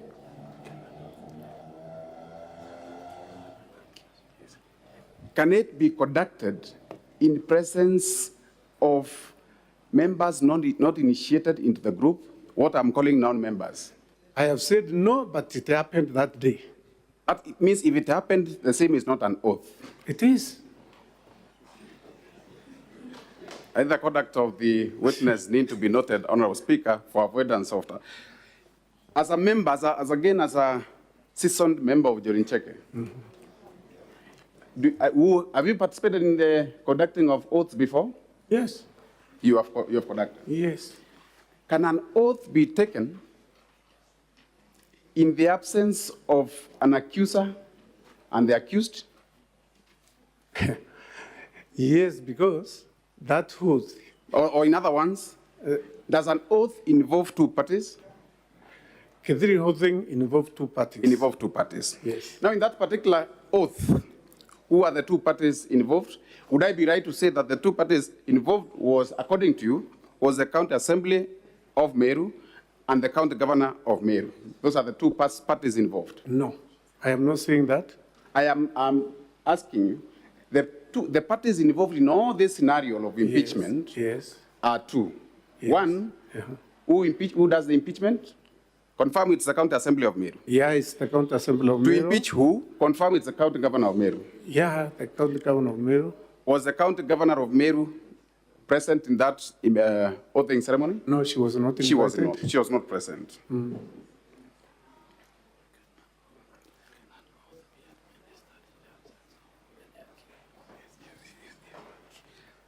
From the video that you played, yes, I saw the presence of Deputy Governor. Is Deputy Governor a member of 𝐷𝐻𝐿𝐻𝐻? No. He is not. Yes. I also saw a couple of children and ladies in that forum. That's so? Yes. Are they members of 𝐷𝐻𝐻𝐻? They are not. Are they allowed to participate in an oathing ceremony? No. They are not. There's a video, there's a translation to that video that is appearing on the side, on the signs of the same, of the screen, sorry. Was that translation part of the video? Which one now, in particular? The English translation. The English translation you read, you indicated at the video. Was it part of the video, or it was translated thereafter? It was part. It was part? Yes. The translation is in which language? In English. It's in English. Were the elders speaking English? That day? Yes, that day. Yeah, there are those who are speaking in English. From their voices, were they speaking no, in they English? were speaking in Khmeru. They were speaking in Khmeru. Yes. Therefore, that translation has been, you had to get somebody to input it. Is that so? I'm sure you're American, and you got. I'm asking a question. That was not part of the original video. It was. It was translation. And correct translation. Please be mindful of time. Yes. Was that translation part of the video? It was, because those were the ones which were used. It's only that it is in a different language. Did they speak in two languages? Who?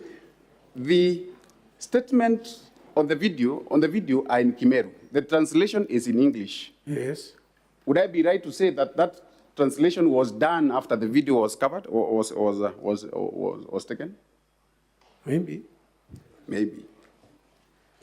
I have heard the Honorable Speaker of the County Assembly speak of one Jacob Lintori, and Honorable Speaker, if we could get to that clip where the first one, where the County Assembly Speaker is making a statement.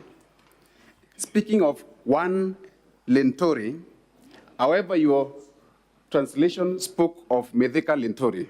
Sorry, the speaker spoke of Jacob Lintori as a kingpin, while your translation spoke of Medeka Lintori as a kingpin.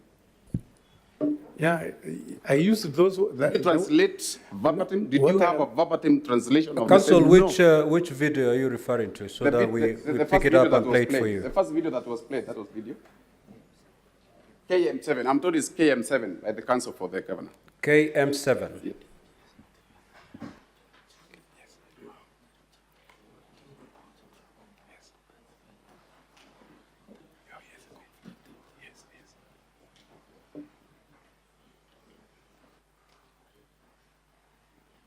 Please read the name in capital. That is, please confirm that the name you can see is Medeka Lintori. On your translation. Medeka Lintori, yes. Twembunge Meru batu tukayenda sauti yemwe. That is Na tutongere tu munene wetu witwa Medeka Lintori. What did he say? What did he say? Ni untu. What did you can post up? Inyangombe iteta What did the governor say? Sorry, what did the speaker say? That they will be led by who? By Medeka Lintori. And what is written on the what is the name of the kingpin, the leader? Medeka Lintori. And confirm that the same is not Medeka Lintori. So you are telling? Confirm those are two different names. I cannot confirm because I know him. This is an interpreter who was interpreting verbatim what has been said. I cannot confirm that I know him the way I know you. Confirm that what is written there is Medeka Lintori and not Medeka Lintori. It is. It is. Yes. Therefore, that translation is not capturing the actual ones stated by the speaker. It's different. According to you, but Not according to even according to yourself. according to me, Yes. Medeka Lenturi is the same as Medeka Translation, Lenturi. verbatim translation. It is not a verbatim translation of what is being stated. Is it so? Yes. Very well. You said you were not allowed anywhere close to the gathering of Jorincheke. Is that so? Not in You said gathering you of not go there. Jorincheke. That was your... Not in gathering, not in Jorincheke gathering. Yes. You see, there was a podium where the leaders were. Wakina Medeka Lenturi, if that's what you want to hear. Medeka Lenturi. You did not go closer to the... Despite you being the chairman or an official for quite a long time. I think, if I can be right, you saw those people under uniform. And anybody who had no uniform could not reach where they were performing what they were doing. Now, of all that conversation that we've had from the members, from Honorable Kawira Mwangaza and from other members, Yes. have you had any word that you can point out to me making reference to removal of governor or impeachment of governor? Anywhere. You can refer the technical persons to it, where they have mentioned removal of governor or they have mentioned impeachment of governor. They have not mentioned. They have not mentioned. I will take that. I will take that. Don't be quick to take, because I should also add what I want to You have add. answered my question, and so successfully. Now,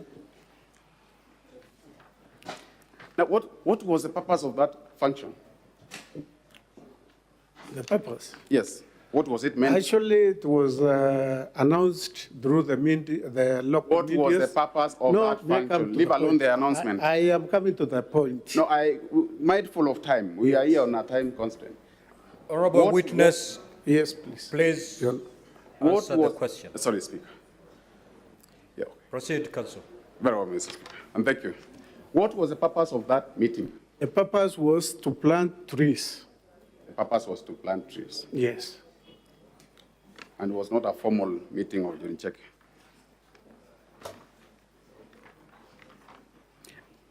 Can you transact a Jorincheke meeting in a tree planting forum? It happened that day. It happened that day. Yes. But ideally, should it happen? It should not. It should happen. Yes. You said you were there briefly. How brief were you? Yeah? Maybe, I think, an hour and 1.5 hours or 2 hours. 1.5 or 2 I cannot hours. be specific. You can be specific. Yes. How long did the meeting take? It took long because. How long did it take? Very many hours, because like how many hours? They took a whole day, they took 2 days, how long did it take? That's what I want to take. It took around 7 hours. Around 7 hours. Therefore, you only attended just a third. Yes, I attended a third. A third of that meeting. Yes, but I followed everything because it was live. Oh, you followed because it was live? Yes. That means much of what you are saying or what you're insinuating, you were not presently there when it occurred. What is now much?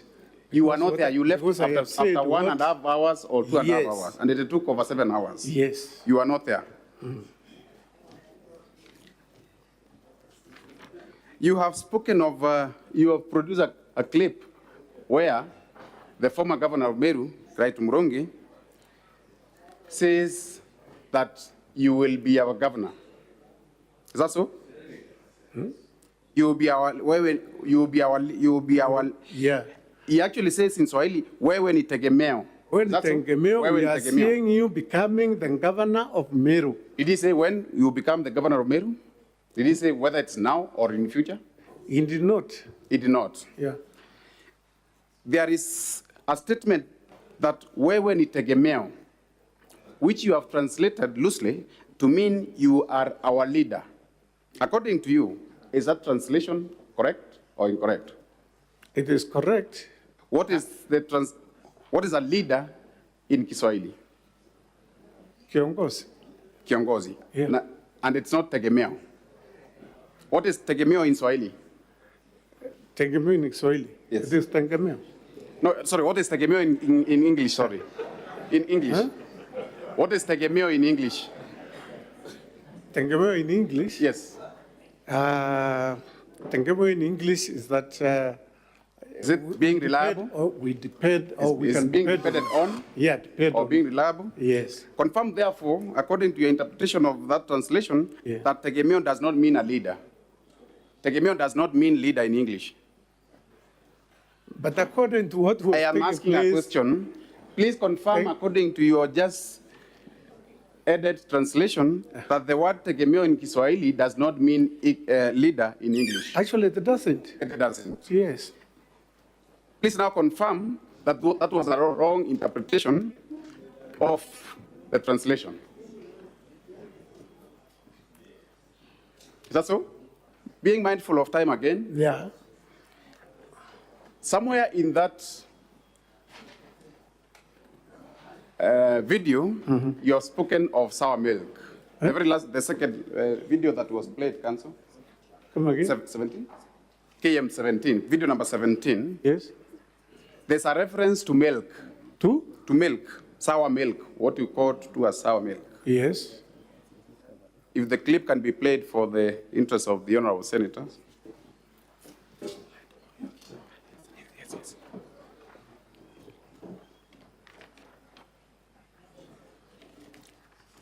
There's an interpretation. The clip, kindly, if the same can be, so that I yield some minutes to my colleague to wipe.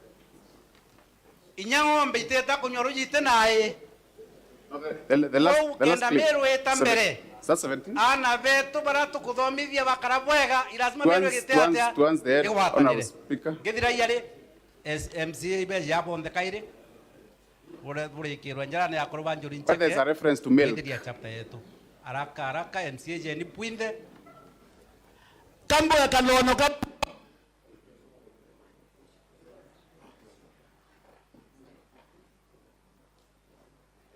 Kindo watokea ante mata. Oh, brother, ame. Inyeta wa na ba. Bueno. Bate kere kwebe bueno no. Jeriete kene gorie. Nkawa. For avoidance of wasting. Yes. Biandwa. Tore akoroba Meru. Okay, akwedro ya. Oe. Okay, there wa to garotere. Bato ke akoda imano to kawa tegerumi. In other words, for avoidance of wasting time, Honorable Speaker, there was reference to milk, which was interpreted to be sour milk. Is there a difference between milk and sour milk? Yes, there is. In the clip, did they refer to as sour milk, or they referred to milk? I have not seen that one unless it is played again. Anyway, now I want to, among the my parting shot, when did the conversation of impeachment of governor begin? When did that conversation begin? It was after... When did it begin? It began after the function that was... When was that function was on 14th of October. Which function? That function was on 14th of October. Then what is your question? I am asking, confirm that that function was on 14th of October. Yes, it was. Confirm that the conversation of impeachment began way in August or September. No. When was the motion? Do you know when the motion was tabled in the County Assembly? No. You can't tell? I can't tell. I can't tell. You can't tell when the motion was tabled? Yes. Wrong.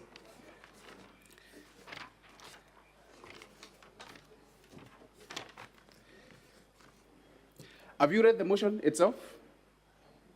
Me? Have you read the motion of impeachment against the governor? No. You have not read? Yeah. And I want to put to you that one of the grounds of impeachment includes misappropriation of public funds, usurpation of county powers of the statutory bodies. What does your evidence today answer to any of those charges that the governor has been charged to have committed? No. It doesn't address to those questions. Yeah, because my affidavit is different from that one. And it does not address the question of... I think, Council, I think that is to the senators to decide. Really. Very well, very well. I'm well guided, Honorable Speaker. You have stated that during Cheke elders, they are responsible for shaping the leadership of Meru. Yes. Is that so? Yes. And they have indeed shaped all the leadership of Meru. The election of leaders, they have informed, they have advised, they have shaped it. Is that so? Actually, that one has not happened to this case that we have now. Not the case. I am asking, in the past, they have shaped the leadership of Meru. Yes, but they have influenced the leadership of Meru. Not influencing. They have shaped it. Yes. Including that of the impeached governor. Including that, the leadership, the election of the governor who is being impeached. No. So, no. The reason why I'm saying no, yes, is because there's no time that, or there is no time that we have sat down as in Cheke, either to advise the governor and our deputy. Honorable Speaker, for the sake of time, I will yield a few minutes to my colleague, Mr. Morioki, to conclude. Now, Council, cross-examine on different areas. Because Yes. I noticed with the other witness, Yes, Mr. Speaker. You actually cross-examine on areas that your colleague had covered. So if an area has been covered, just don't go back there. Thank you. Thank you, Mr. Speaker. Honour Adrian. Yes. You indicated while standing there. Yes. That when an oath is administered, things are said which you cannot even speak in this Senate chamber. Is that correct? I did not say that. What I said there are things which are used which I cannot say in this chamber. Exactly. Yes. And in that video that you have seen, can you point us to any of those things in the video? Which ones? The videos that have been played. Yes. Can you point us to any of those things that you have referred to? No. Thank you. Only the ones. Thank you. Bwana Adrian, you will agree with me that the word used there, muchietio, means to swear, right? Yes. And the proper Kimeru word for oath is muma, right? Kushitia and muma, they are the same. They are synonyms. When Adrian, you said...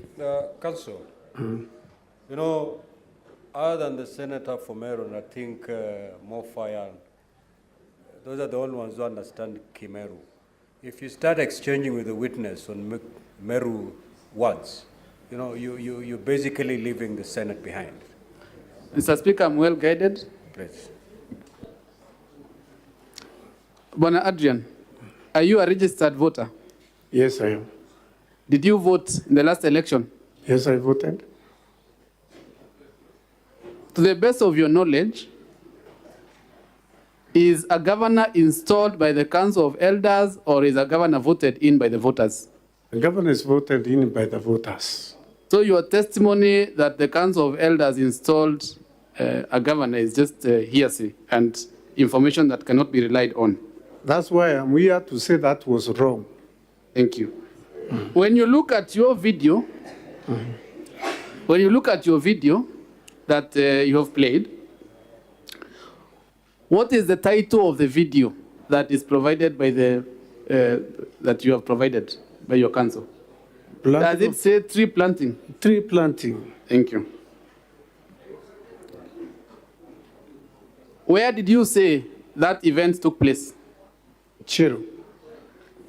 And you will agree with me that that place where the event took place is the main shrine of the Njorincheke Council of Elders. Yes, it is. It is, in fact, the headquarters. Yes.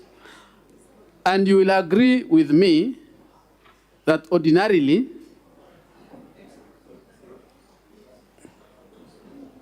or rather that you said yourself that an animal cannot be killed at the shrine.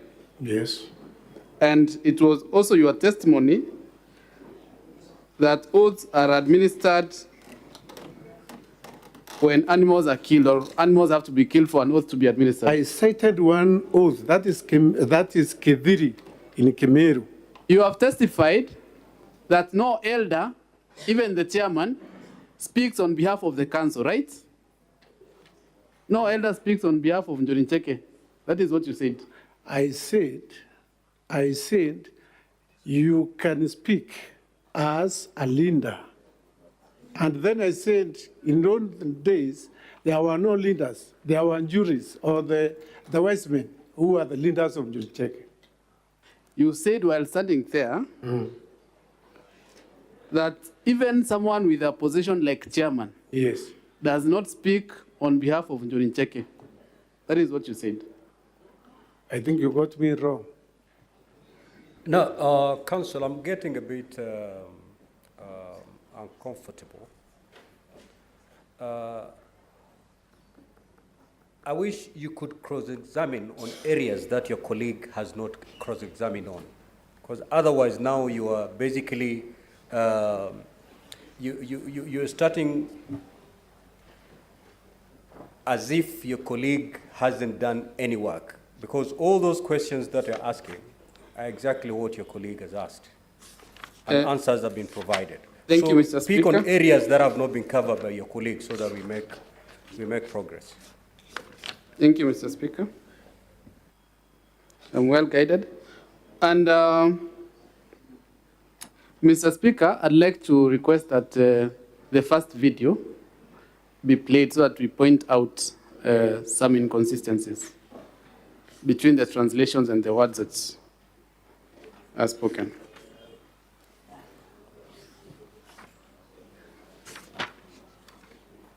Na ntukwena arua akwenda kuga twe mbunge Meru batu tukaenda sauti imwe na tutongere twi munene wetu witwa mthiko nturi nturi. Bwana Yesu asifiwe. Ni untu inya ng'ombe iteta kunyoruji tenae pause kwa kenda Meru eta. Did you hear that speaker ask a question? You had a question? Yes. Can you see any question on those translations? The question mark is not there, but the statement is there. Can you see any question there? That is the question I have asked. That's why I'm saying it is only the question mark which is not there, but the statement is there. The speaker speaks or talks about Meru progressing or Meru going ahead. Is that correct? Yeah, and the cows being turned to. Is that appearing anywhere on those captions? Well, you see, I think it appeared on the first one, if I'm not wrong. Can we proceed with the video, please? Kenda Meru eta mbere ana vetu bara tukuthomithia bakara bwega irazima Meru egite atia igwatanire ngithira yari MCA ibe yabondekaire bure kirwa njara ya kuruba Njorincheke tuendelia chapter yetu haraka MCA jeni puinde pause kambo ya kanono kambo kindogo atokea antu bamata kana ya muno pause the video. Baba tana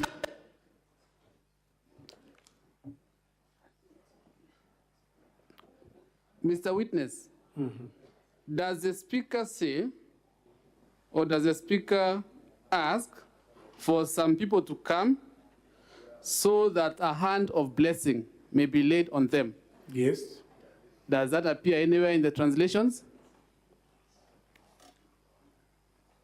Which one? No, the one now. The translation that you have provided.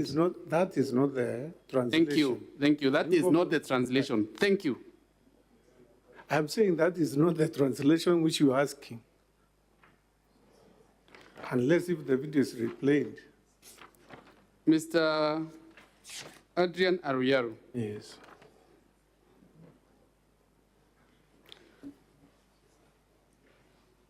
The story that is being told by the speaker who is currently holding the mic right now, is it part of the Meru folklore? Or the general collection of the Meru culture and stories and what have you? It is. Thank but you. It is referring, Thank you. It is referring to somebody. Thank you. Mr. Speaker, or rather, witness, you will agree with me that Article 11 of our Constitution recognizes culture as the foundation of our nation. Yeah. You will agree with me that there is no single illegal activity that has been shown in those videos. No, because the whole thing took place. Thank you. You will therefore agree with me that trying to paint the words of those speakers as anything other than what they were, a blessing and a culture of folklore being told, is an attempt to disparage the culture of the Meru people. No, because I have not done that. Mr. Speaker, that is all from me. I discharge the witness. Thank you. Now, honorable senators, we have 5 minutes to seek any clarifications or questions. Apologies, Mr. Speaker. Or re-examination. Yes. Re-examination. Sorry, Thank you. Council. Thank you. I'll take less than 4 minutes in re-exam. You have been told that several of those translations are inaccurate. Yes.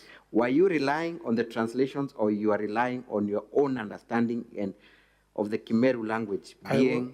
I was relying on my own understanding of the Meru language. Did you correctly translate what was being said? Yes. You have also been told that that was a tree planting ceremony. Yes. Is that your testimony? Actually, it was not, because in that clip, we have not seen anywhere where we planted trees. Thank you very much. You have also been told that that could not have been an oathing ceremony because, number one, all elders were not present, that we had also non-members of Njori in that ceremony. Did you witness an oath being administered? Yes. Lastly, did you witness the deputy governor being installed as the governor of Meru? Yes. Did the elders in that clip have the blessing of the 𝐊𝐿𝐷𝐿 to administer the oath? They don't, because Njuri does not crown a governor. A governor is voted. If Njuri has that powers, we could not have an electoral commission. Honorable witness, Yes, just answer the question as asked by your counsel. Yes. Did they have blessings of No. the Njuri check? No. They did not have blessings Yes. of Njuri. That is all for this witness, Mr. Speaker, sir. Thank you. Thank you, honorable senators. We have 5 minutes to ask questions or clarifications. The honorable 𝐊𝐀𝐄𝐒. Mine is, Mr. Speaker, to the witness. Mr. Witness, you have told us that the Meru County Assembly was competent when they vetted your son-in-law who happens to be the chief officer. Yes. Is it competent now that it carried out the impeachment proceedings? Number two, in that meeting, was the word impeachment of a governor used? And number three, when were you appointed as the official of the 𝐊𝐀𝐖𝐈𝐑𝐀? And finally, Mr. Speaker, do you have an authority to speak on behalf of the 𝐊𝐀𝐈𝐑𝐀? And in that meeting, whether the cabinet secretary in charge of forestry and environment was present in that meeting? I thank you, Mr. Speaker, sir. Proceed to respond to that question. Yeah, may I start with the first word, where I talked about the competence of the county assembly. If the county assembly, I said it vetted my son-in-law, and he passed the vetting. About impeachment, I think these are two different things. Impeachment, there are rules and regulations about the impeachment, and also vetting. They are not the same, they are rules. So you cannot compare the vetting of my son-in-law to the impeachment of the governor. You have asked me about when I was elected, not unpicked, elected. I said this about 2 weeks ago, but I had other positions. I am the organizing secretary of my house, which is known by the name 𝐷𝐻𝐻𝐿𝐀𝐍𝐻𝐿 House. So I have been a leader even before being given the position of a chairman of 3 sub-counties. The other question, please, Honorable Senator, can you come again? Because I did not Was write. the CS in charge of forest and environment present in that meeting, in that tree planting meeting? Yes, she was there. And what surprised us is a function being attended by a senior person like the CS for environment turned to be political, and it was a tree planting function. Honorable Kavindu. Yes, thank you, Mr. Speaker. My question is to the witness. What does it exactly mean when the 𝐊𝐀𝐈𝐑𝐀 group sits somebody on a seat and announces him? Does that mean that they have removed the current governor of Meru and sat another governor on the seat of Meru? What does it mean, and what impact does it have? What it means, 𝐊𝐶𝐻𝐻 is powerful in our community, and anything that 𝐊𝐶𝐻𝐻 says is taken seriously. But 𝐊𝐶𝐻𝐻 has no mandate whatsoever to do that. Even though it happened on that day, it is not the stand of 𝐊𝐶𝐻𝐻. Actually, because even if you do that, you cannot remove the incubating governor from our seat. It's only that you make people think that that thing will happen.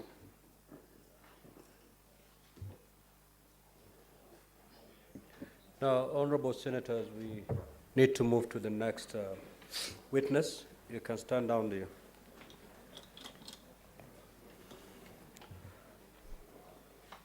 The counsel for the governor, kindly call your third witness.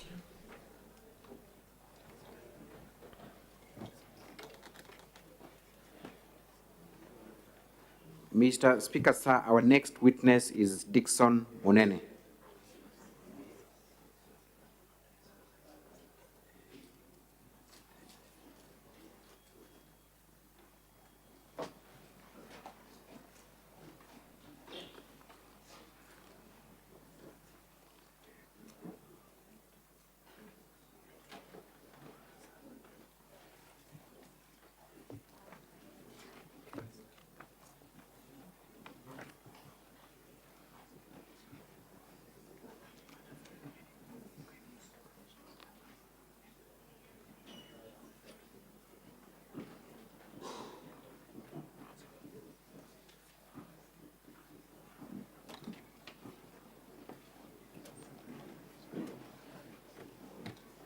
The witness shall be led by Ms. Brida Kimathi. Thank you. So would you wish to take an oath or affirm? I'll take an oath. You take an oath. In that case, you read this text. What's your faith? I'm a Christian. Christian. You hold the Bible on your right hand. Take the oath. The speaker will call you to invoke. Okay.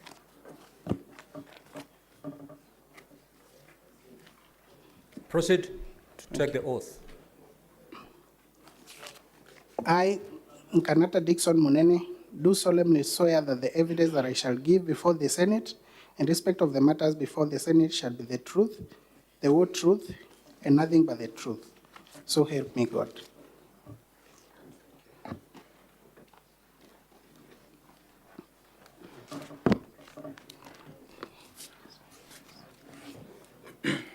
Mr. Speaker, sir, my colleague, Ms. Kimathi, will take on to the witness for about 10 minutes to address a certain aspect of the claim, and then I will continue in the exam in chief. We expect to take around an hour.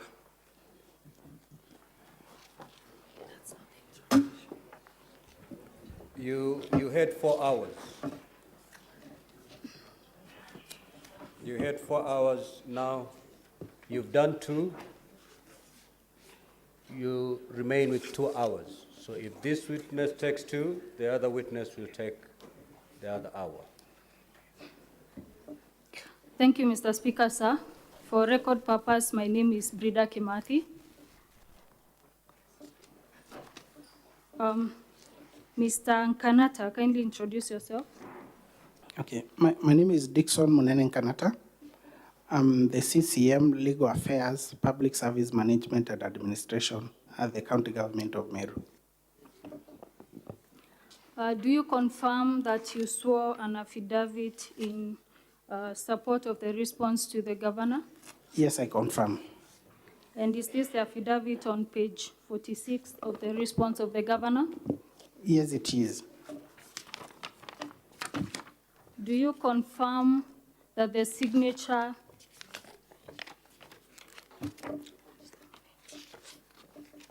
at page 72 is your signature? I confirm. Mr. Nkanata, have you had the opportunity to read the motion? Yes, I have. Could you kindly read for us count number 1A?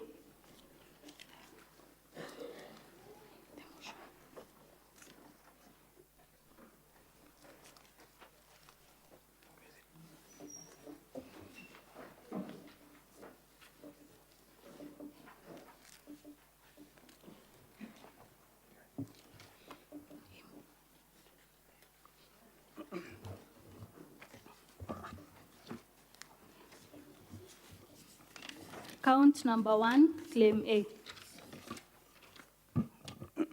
Okay, the count number 1 is misappropriation and misuse of county resources. Under that, the governor, it's alleged that the governor has grossly violated those provisions of the law by, in the following way: A, the embezzlement of county funds through the governor's sisters, in brackets, Rose Kinya Gwantai and Miriam Gwantai, brother, in bracket, Kenneth Gwantai Murangiri, brother-in-law, in bracket, Nefat Kinyua, and the nephew to the governor's husband, Edwin Mutuma Murangiri, all of whom are from now on collectively referred to as the governor's relatives. It was claimed yesterday that 78 million shillings have been, or rather has been misappropriated by the named people in that claim. Is that true? That was the allegation, but that is not true. It was also alleged that it was claimed that this 78 million has been met by an account of 2 million shillings. Is that true? Again, that was the allegation, but the position is that the charge and the particulars of this charge, this count, was directed towards particular individuals. That is Rose Kinya Gwantai, Miriam Gwantai, Kenneth Gwantai Murangiri, Nefat Kenywa, and Edwin Mutuma Murangiri. And in the process, we sought to get information on as it appears in the record of the IFMIS for these particular individuals, the payments that were made that would have been attributed to these particular individuals. Is this the claim? Is the claim that you're referring to based on the IFMIS that they have presented? Yes, it is based on the IFMIS record that appears on page 17 to 29 of their documents. Is there any allegation that has been made for failure to account for the 78 million that was alluded to yesterday? There is no such an allegation in this particular account. There is no actually an allegation of the amount that the governor is saying to have failed to account.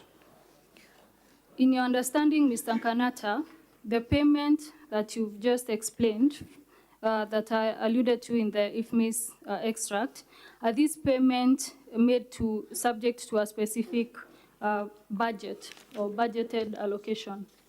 Yes, the payments were made pursuant to the budget of County Government of Meru, budget of 2022, 2023, and the vote end of the Office of the Governor.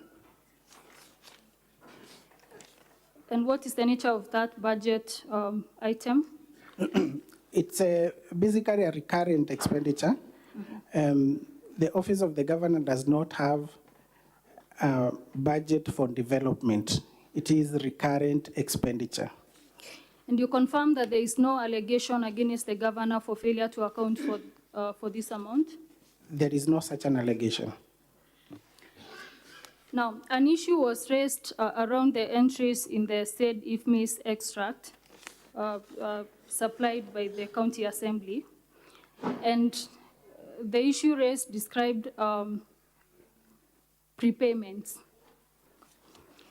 Is there any complaint in the motion that you read about the prepayments? There is no such a complaint on prepayment in the motion. And in any event, what do you understand generally on the term prepayment as presented in the IFMIS extract? Well, my understanding on the term prepayment as used is that these were funds or money that was paid before a certain activity would happen. For instance, you're supposed to travel, you get paid in arrangement to that travel. There's supposed to be an event that's supposed to be organized. There is payment in preparation of that event. Those are prepayments. And what happens to this prepayment after they've been paid? Is it like, is there an accountability for the same? They are supposed to be accounted by the person to whom the money is being deposited in the account. So you confirm that prepayment is actually an accepted practice, so to say? Yes, it is. And in fact, if you look at that IFMIS extract from page 17 to 29, I would like to take you through it, give an example on the same.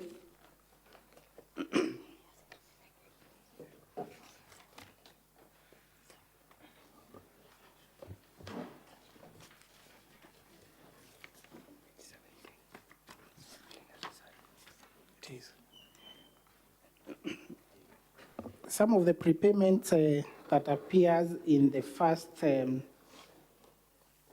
on page 17, you realize that there are a number of entries on 1st July 2022.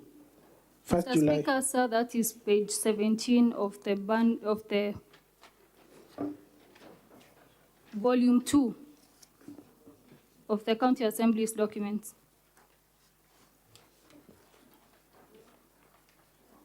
Proceed.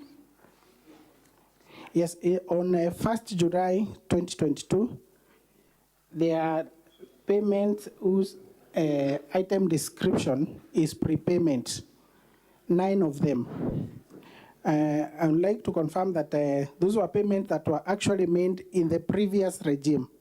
That is the regime before the regime of Governor Kiraito, the former governor, Meru County.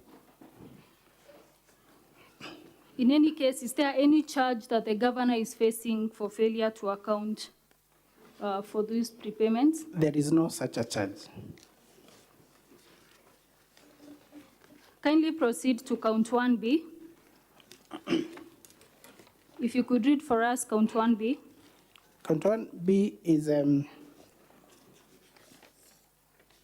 the withdrawal of county funds under the guise of payment for various supplies by the governor's relatives, yet they, that is the governor's relatives, yet they are ineligible to tender for or supply any goods or services to the county government. What would you say is the basis for this charge? Or what is the charge based on? Okay, the charge still is based on the complaint that was alluded to, that appears in the volume. Is this the complaint on page 1 of volume 2? Yes, page 1 of volume 2 to page 29. It's the complaint of one Duranela Salesio Mutuma. In this charge, it has been alleged that the governor's relatives supplied the county government, or rather funds were misappropriated through the governor's relatives, where they supplied the county government with supplies. What is the nature of those supplies? Or rather, are you aware of any supplies that were made? Okay, I'm not aware of any supplies that were made by the alleged governor's relatives. But from the complaint, from the phase of the complaint, you can see the item description called hospital supplies. Yes, can I take you to page 6 of volume 2? Yes, I'm there. Specifically, item number, the voucher number is 65735. Yes. Yes, it reads hospital supplies and others. And You confirm that the mover of the motion alluded to the fact that the supply of this specific voucher was for hospital supplies? yes, that was what was alluded by the move of the motion. And the reason why we did not be able to explain this further is because the charge is as against the governor's relatives. Is as against the governor's relatives who had been previously listed. And under this particular complaint, on the phase of page 4 to page 5 and 6 that you've taken me through, is that these are transaction history between Kadhure Rukaria Catherine, who has not been listed among the alleged governor's relatives. Yes, regardless, but in relation to that charge, I would like for you to read us, to take us to page 19 of the 𝐼𝐻𝐸 extract of volume 2 of the bundle of documents of the County Assembly. Yes, page 19. I am there. On that page, can you see the voucher number 65735 that is alleged to on page 6 as hospital supplies?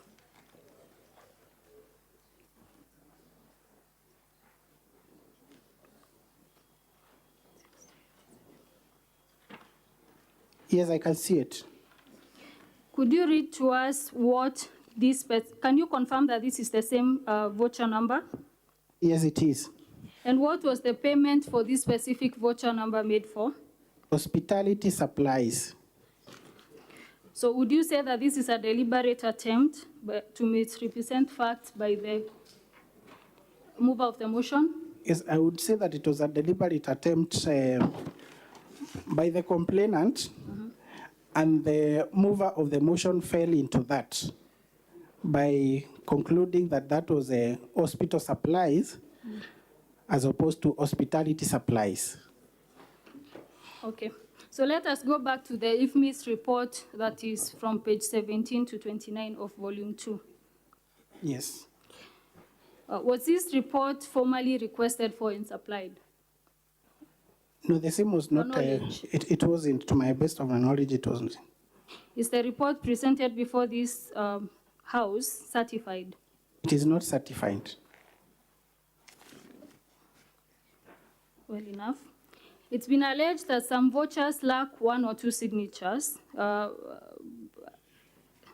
refer you to the vouchers that we produced on pages 19 to 342 of our exhibit, index of exhibits. It's here.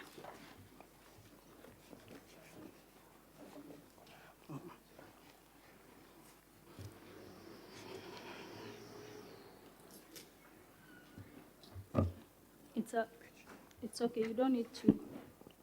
Yes. You're aware that the governor produced vouchers on pages 19 to 342? Yes, I am aware. It's been alleged that these vouchers lack 1 or 2 signatures. In your knowledge and understanding, can you explain this? Yes, I can explain.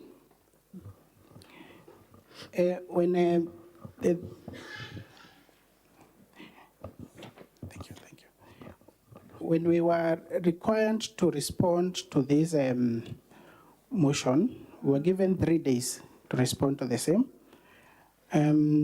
As a matter of fact, at the moment, the external auditors in Meru County, and some of the documents that we would have wanted to rely on are documents that they are with the external auditors. So what we did, we got copies of documents.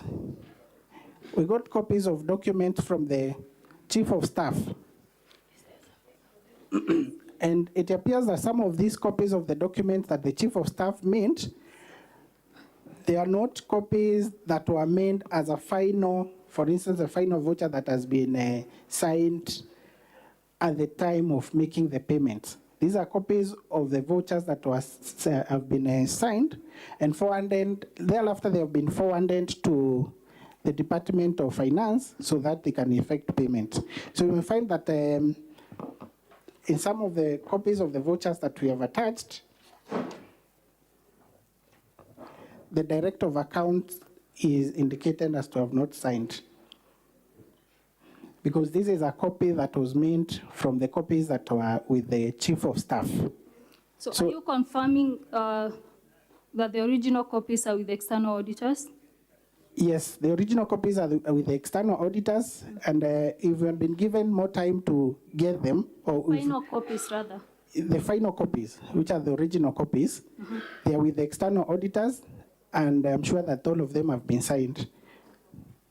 So is it your testimony today that this impeachment motion is immature in that? Yes, it was, in my opinion, it was premature because we should have waited for, if at all, they wanted to insist on bringing a charge as against misappropriation and misuse of county resources, then it would have worked well or better for them to have a report of the external auditor who is carrying out their audit at the moment. And that is even further emphasized by a letter from the CEC Finance, which letter appears in their bundle of documents on page 30, I believe, page 30 of their bundle of documents. That is volume 2.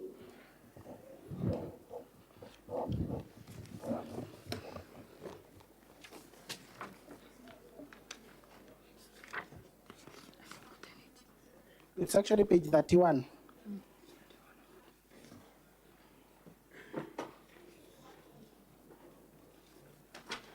Where it gives an explanation that the Public Finance Management Act under Section 164 makes provision for the county treasury of the county government to prepare and submit to the Auditor General the annual finance statements in respect of county government in formats to be prescribed by the Accounting Standards Board. She further indicates the document that usually accompany this as the statement would include the services for which the appropriated money was spent, the amount actually spent on each service, the status of each vote compared with the appropriation for the vote, a statement explaining any variations between the actual expenditure and the sums voted, and any other information specified by the county treasury.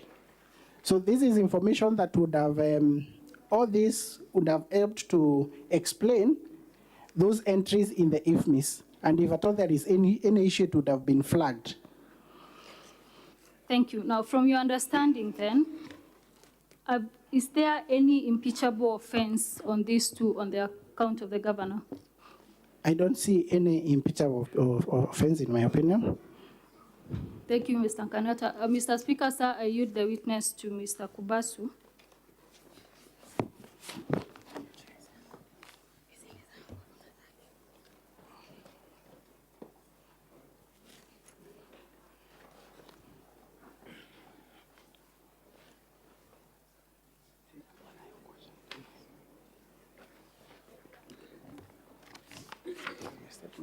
Mr. Speaker, sir, my name is Okubasu. I'll take on to the witness for the remainder of the questions. And I want to start by a claim that was made about employment of traffic marshals. For this, I will refer you to page 394 of volume 2. 394 of volume 2. And I want to ask you a question for this House, which is it true that the governor established and recruited traffic marshals? It is not true. What is your response? My response is this. The governor flagged a pilot test for traffic marshals. And this is an explanation that is gotten from page 394 of the letter of the county secretary to the County Public Service Board, where the county secretary indicates that the town, that is Meru town, has been overwhelmed with traffic jams, making its special services such as ambulance and firefighting get inconvenienced and with repercussions. So the existing enforcement officers who are in charge of cleaning the town or making sure, ensuring that there is no traffic jams could do this work.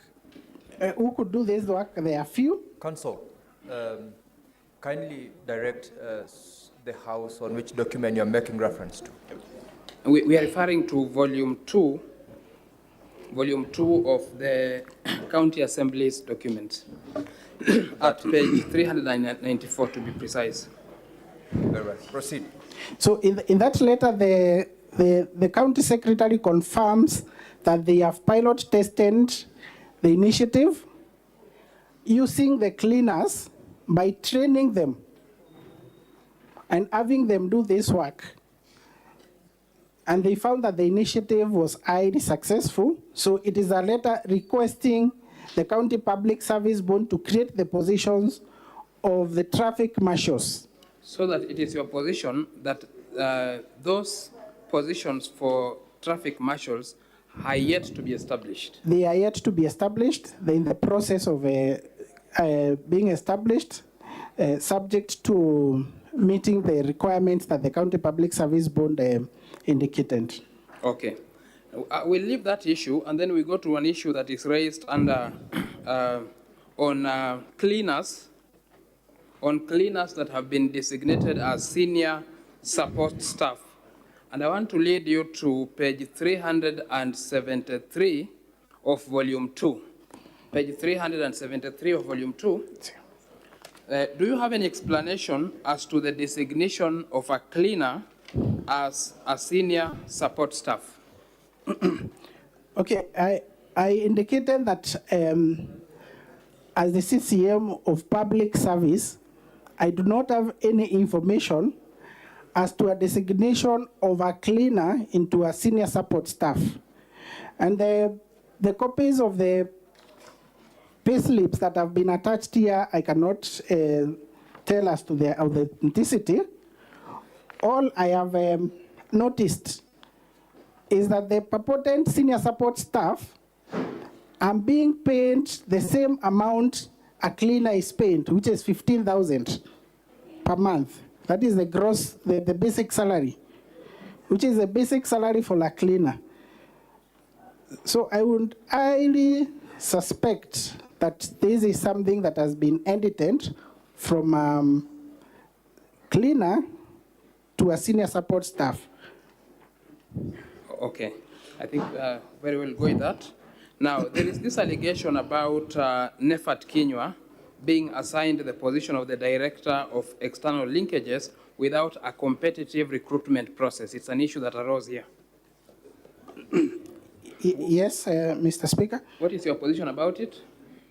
My position about this is that 𝐊𝐀𝐂𝐄𝐒, who is an administrator in the office of the Deputy Governor, was deployed to perform the functions of a Director External Linkages. This was done after the person who had been appointed, the substantive person who had been appointed for that position, who is Vincent Mutweri, after his academic qualifications and degrees were verified by the County Public Service Board, they found that those documents were forged. And for that particular reason, his appointment was revoked. So this deployment was made awaiting substantive appointment of another direct external linkages. Okay, has that happened already or not yet? It has happened. It has happened? Yes. Okay, how about the other claim that was made of Kenneth Mwiti Riungu and being appointed without the approval of the County Assembly? I also confirm that Kenneth Mwiti Riungu was not appointed as a chief officer, but deployed to perform the functions of that particular office. And a deployment, it is something that is allowed in law by the County Government Act, where a public officer, in this case the county secretary, can make deployment awaiting substantive appointments. Okay. And on the same note, that if such a deployment have been made irregularly, the County Public Service Board has the authority in law under Section 64, subsection 5 of the County Government Act to take corrective measures, which include to nullify that particular deployment or delegation. Okay. Okay, I'll ask you one final question on this issue, and this question, I want you to look at page 295 of volume 2. Page 295 of volume 2, and request you to confirm that the appointment or deployment of Edwin Mutuma, Kenneth Riungu, and Gitobu Nkanata was done, number one, by the county secretary. Is that correct? Yes, it is correct.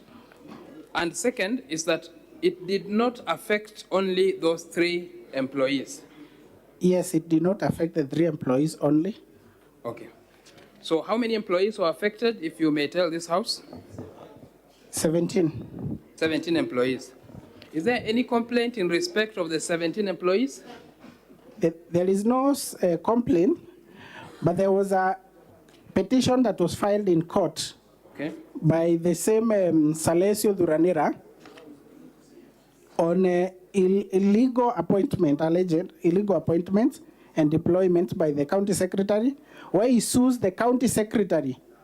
That matter is still pending in court. Okay. Fair enough. I will ask you, I'm about to finish.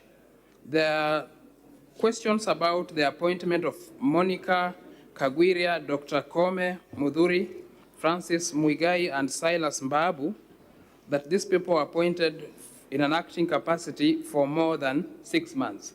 Is that a correct allegation or it's not? It is not correct. What is your explanation to that? Is that Monica Kagwema was appointed in acting capacity on 17th of May 2023. 6 months are yet to lapse.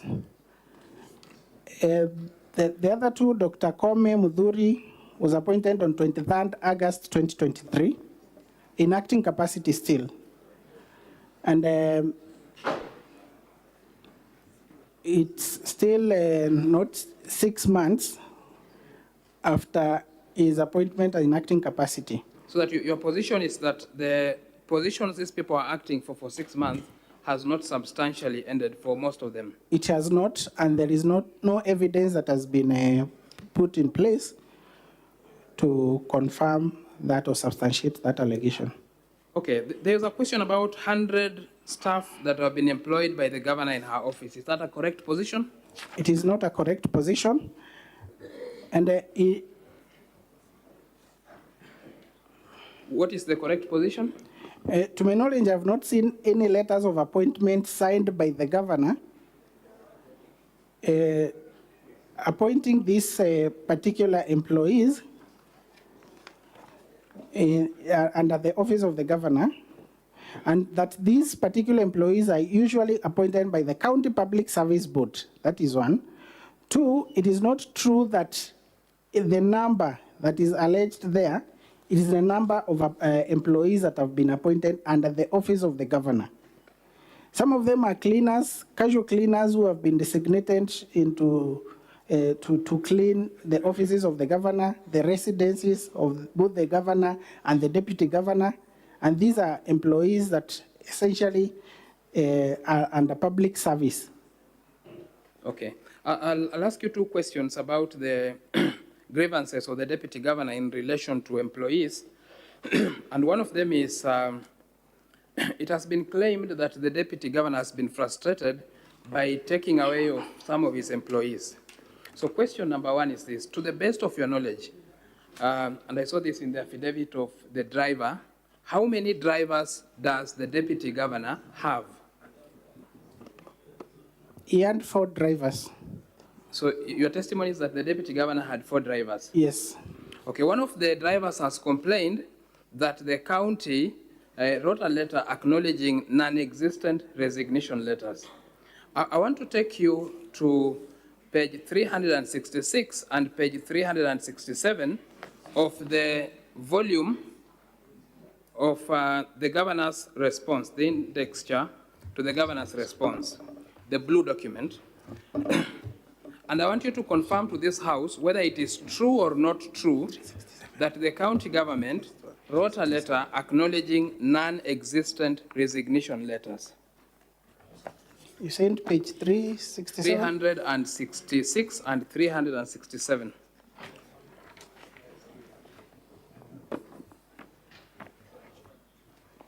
Of the document by the governor.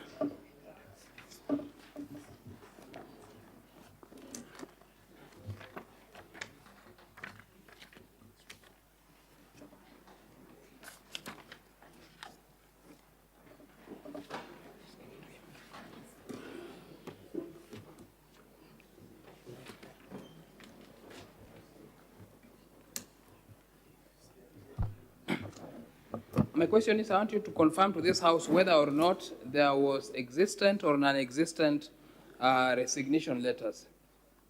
There was resignation letters. Is that found anywhere on the record? Yes. There is a letter of resignation, page 366. There's another one on page 367. So there are actually resignation letters. Is that correct? From the face of it, they are resignation letters. Resignation letters. Has any of those employees taken the county government to court in respect of those resignation letters? None of the employees have taken the county government to court. To the best of your knowledge, has anyone been charged in the county government for forgery of their resignation letters? I'm not aware of any person. Okay. So I'll finish just by asking you one question on the if miss. I will repeat. I will go back there, and I just want you to confirm one thing to this house on the charge of misappropriation of funds.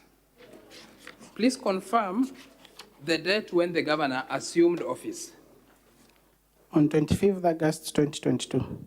On 25th of August 2022. Yes.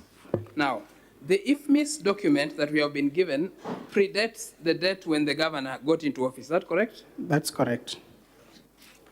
Are there entries that are similar in nature during the time when this governor was not in office, and they are similar to what has happened after she got into office? Yes, there are entries as I have pointed out. Can you just flag out 2 or 3 of them again?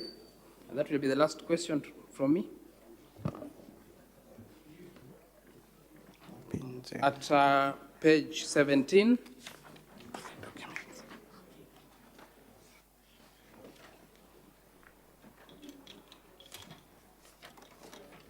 Of volume 2, that is? Yes. By the county assembly. The first 2 entries are on prepayment. Okay. And the third entry also is on hospitality supplies. So that all those correspond to what happens after the governor comes into office? Yes. Okay. Mr. Speaker, sir, that will be all in exam chief for the witness. I will hand him over for cross-examination. Counsel for the County Assembly, you may proceed to cross-examine the witness.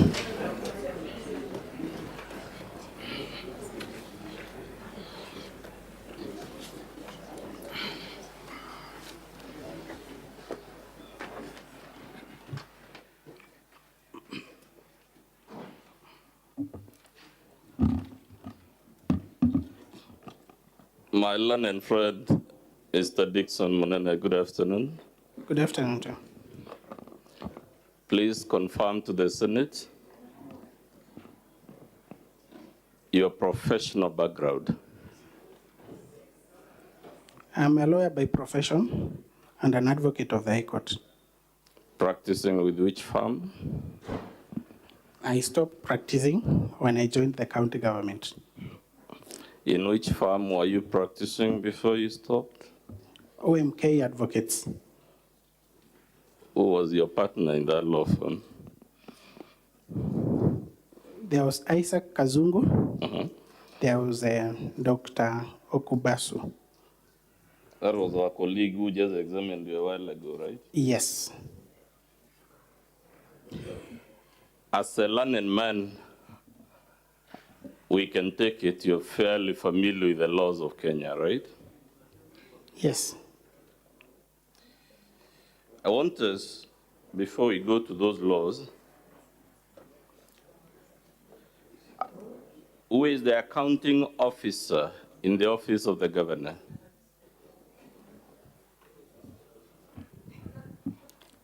Either the chief officer.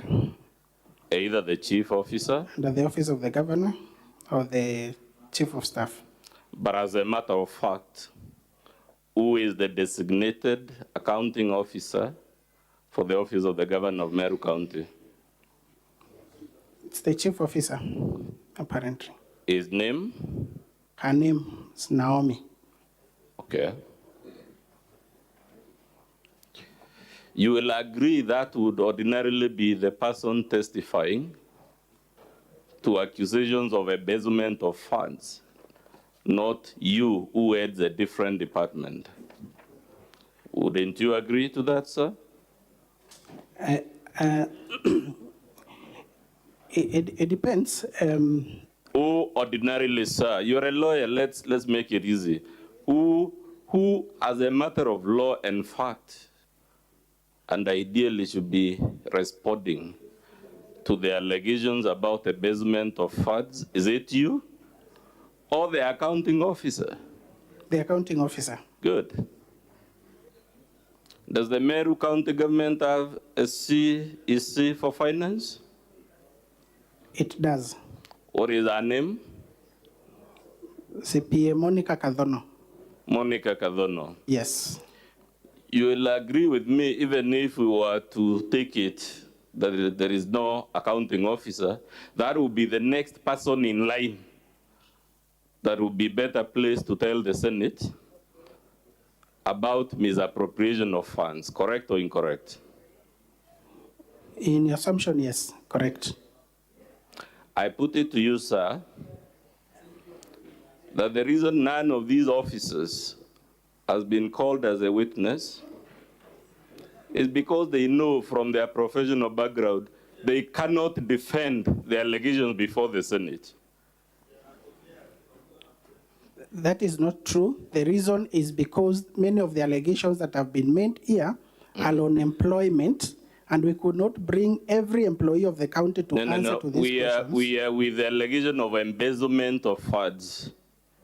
I put it to you, sir, that the reason the governor has not called either of these two officers to defend the irregularities on these IFMIs is because those officers cannot, as professionals in that line, defend the content of these IFMIs, the irregularities on it.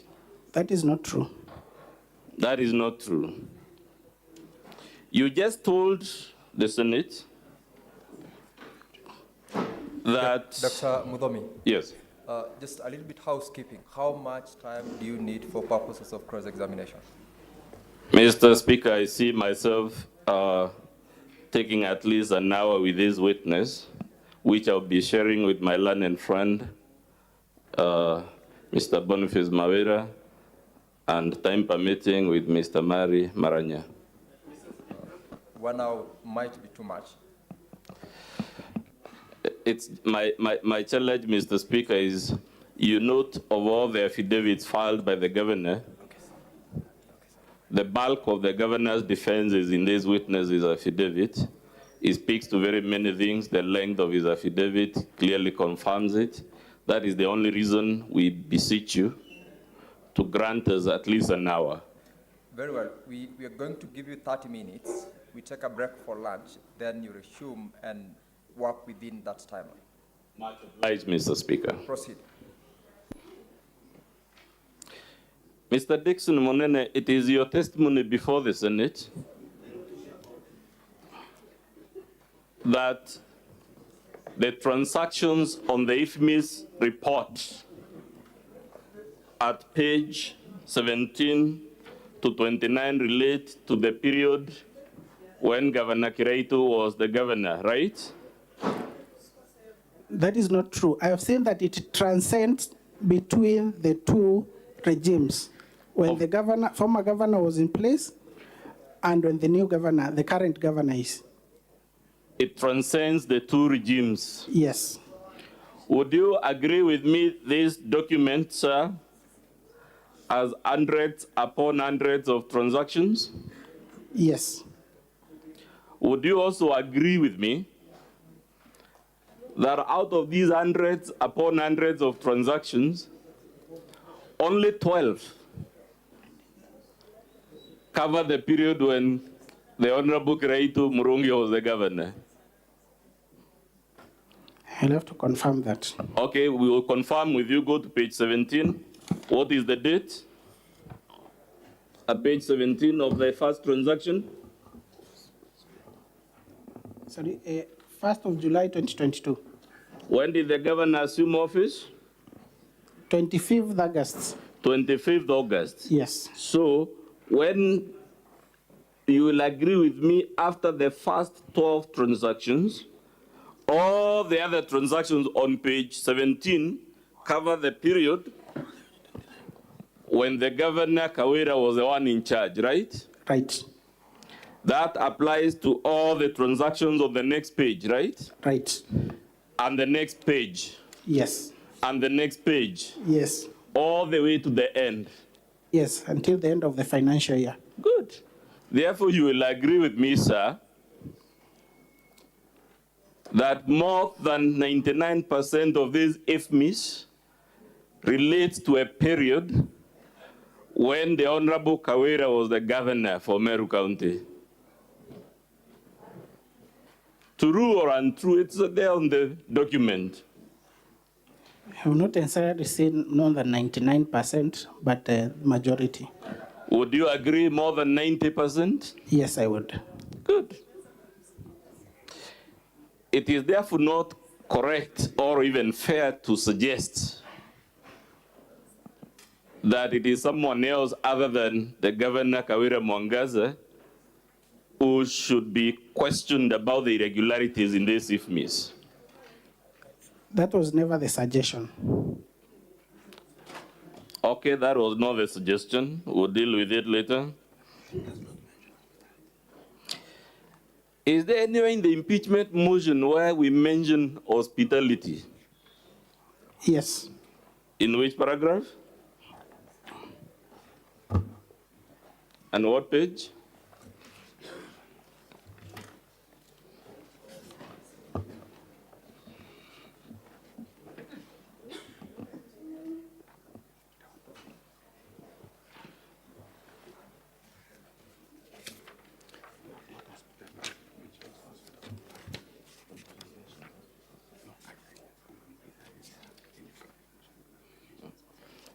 Is there anywhere we have mentioned hospital supplies? No, various supplies.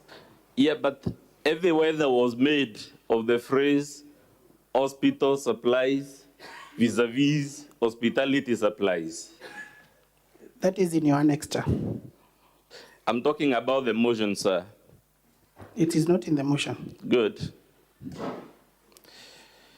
I would assume, sir, as the head of legal in Meru County, you're familiar with the County Governments Act. Is that a fair assumption for me to make? Yes, it is. Let's go to volume 3 of our BADO. Mr. Speaker, volume 3 of the Assembly's BADO.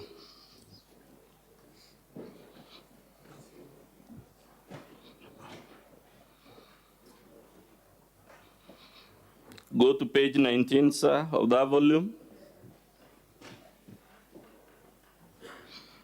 You see there is section 30 of the County Governments Act.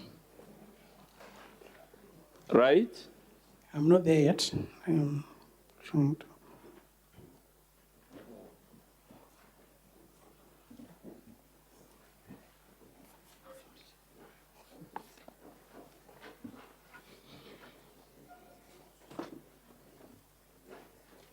You sent page 19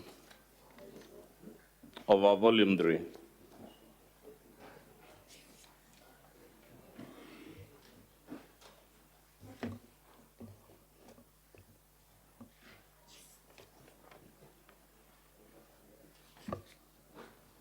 Yes. What is the title of that section 30? Mr. Dixon Monene, what is the heading of that section as per the statute? Functions and responsibilities of a county governor. It talks of two things. One is functions, right? Yes. The other one is responsibilities, right? Yes. You will agree the word responsibility connotes accepting the consequences of one's actions and omissions, even as a matter of ordinary grammar, isn't it? Sorry? When we say the responsibility of so and so, aren't we saying, using another derivative of the word, they are responsible for the things listed there? Yes. Therefore, you would agree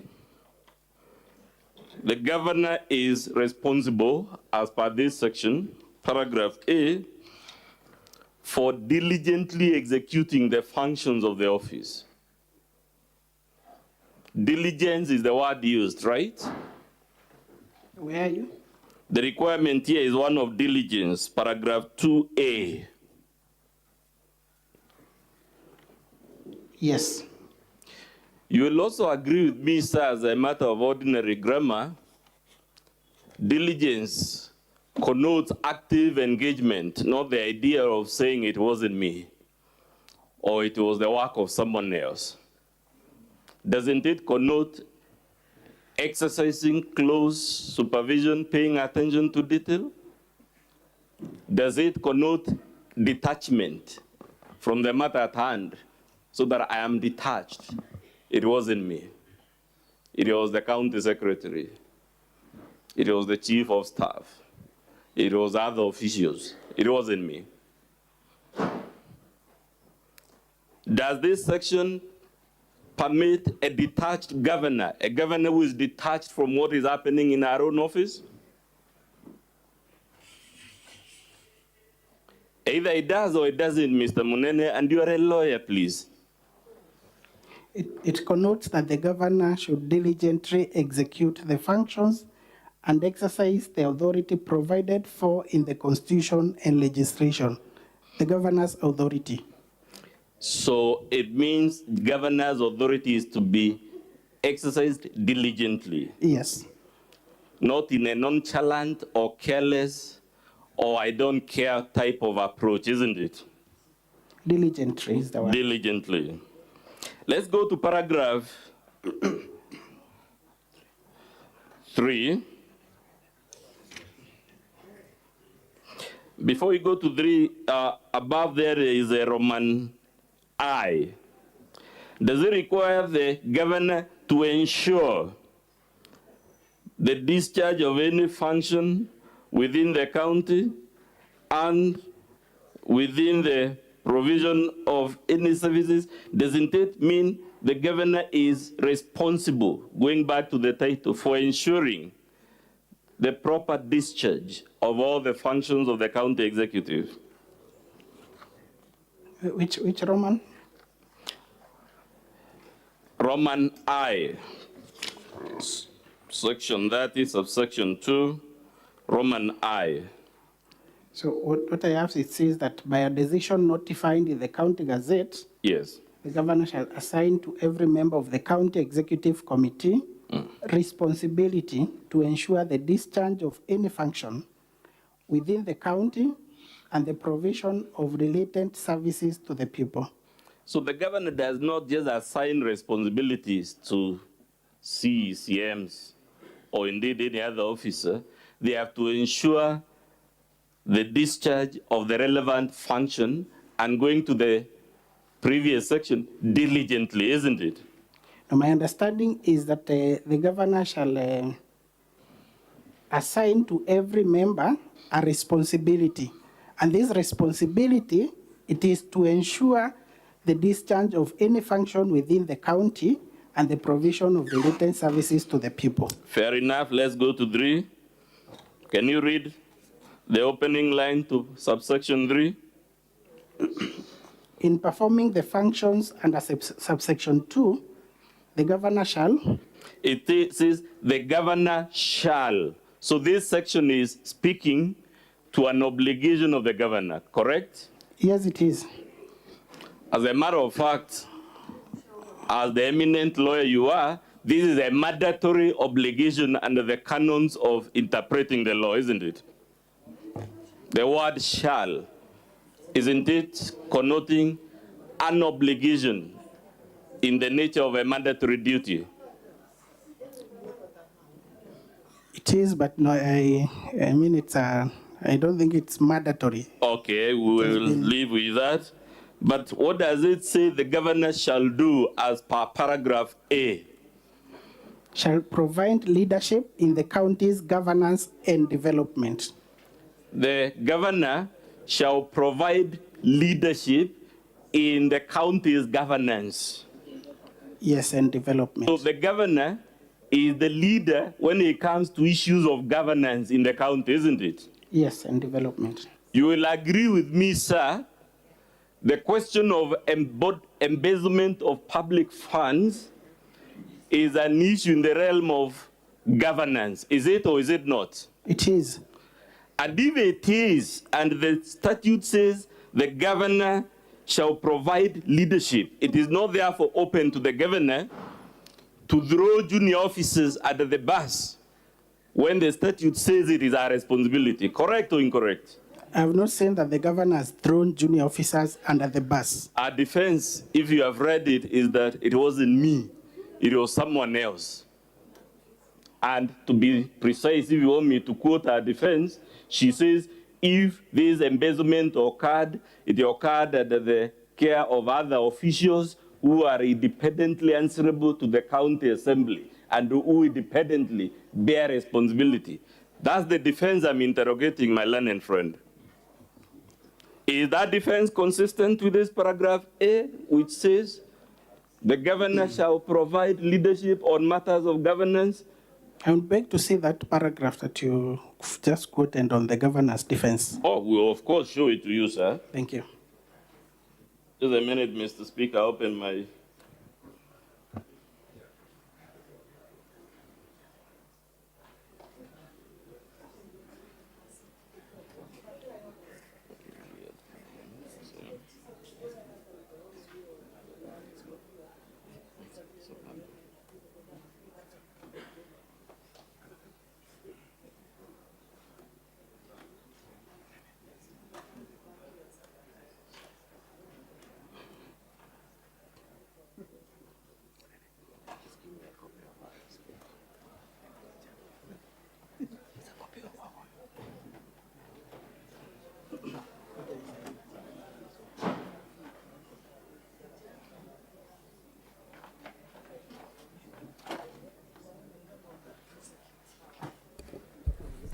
As you do that, Dr. Mudomi, be mindful of the time. And if it's taking longer, you can move on to the next line of your questioning. It is, I'm about just to, only that my computer is playing games with me, but I'll find it. It is paragraph 12, Mr. Speaker. And I'm sorry we lost time on this because my learned friends shouldn't really be denying something that is in black and white. Can you read paragraph 12 of the governor's response, sir?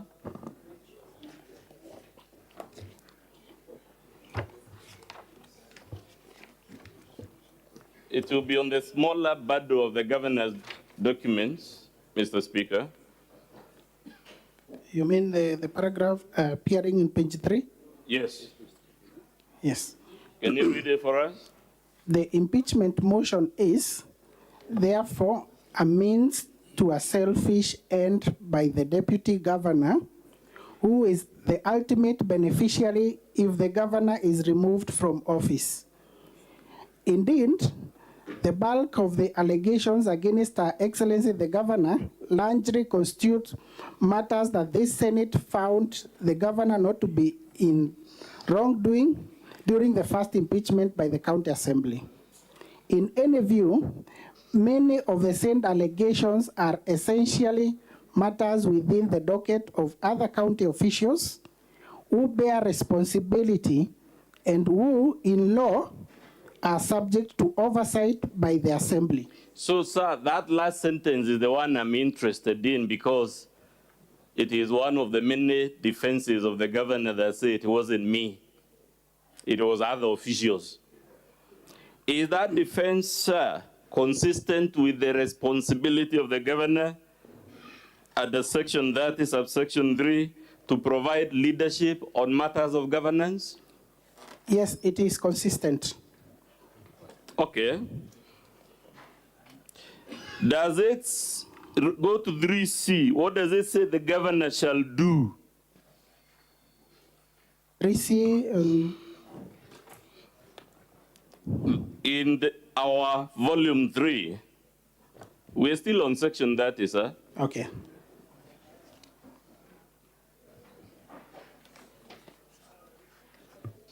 Section C, subsection C of 3, what does it tell us the governor shall do?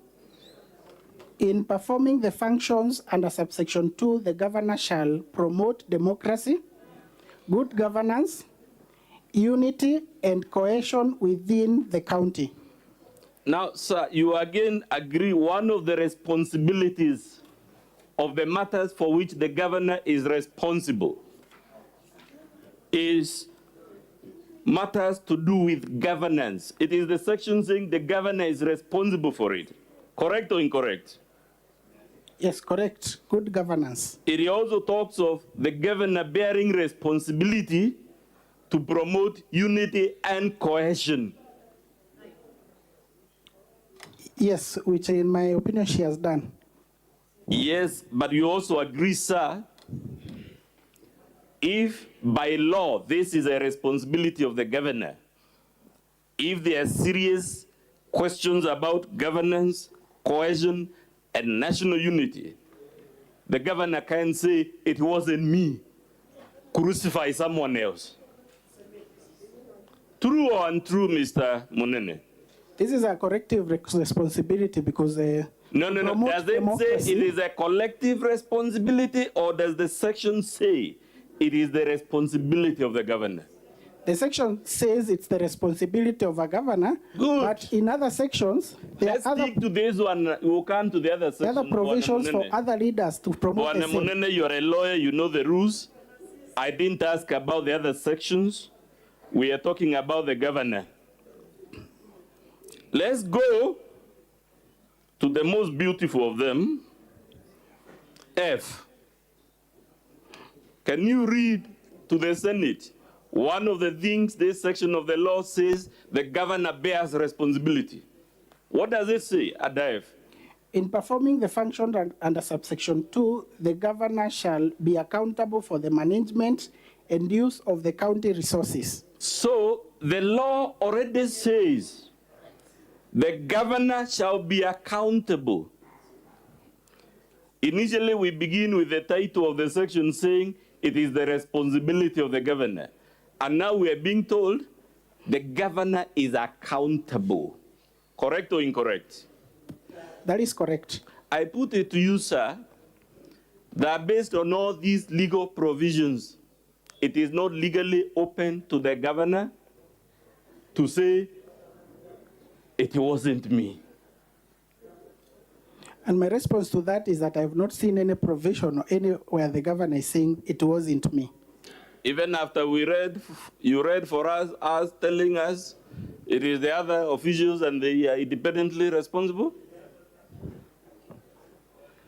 Mr. Speaker, I'm being told it's time to proceed for lunch. Maybe you can leave it at that point. You still have got 7 minutes to go. Oh, good. I had then read the signal wrongly from the... Mr. Dixon. Yes, sir. As a lawyer, to the best of your knowledge, is the government allowed to pay for goods not paid, not supplied, or services not yet rendered? Open for me that section. 45 of the anti-corruption. For goods and services not yet rendered. Yes, and I'll refer to you again to our volume 3, page 51. Just take your time. Okay. Volume 3, Mr. Speaker of our Barbados.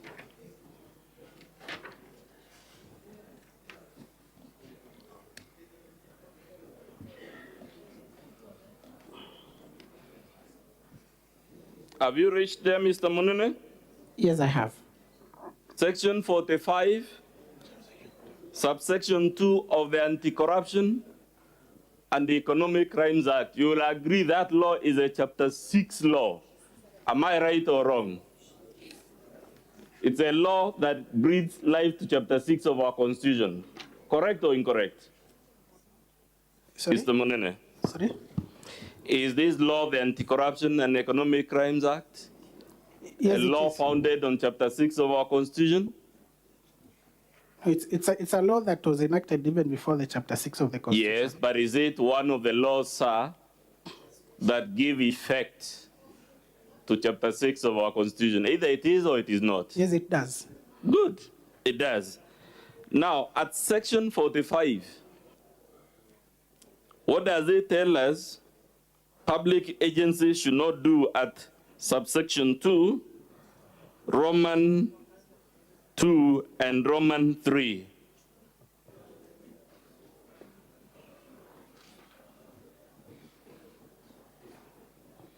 Does it say public agencies cannot pay for goods not supplied or supplied in full?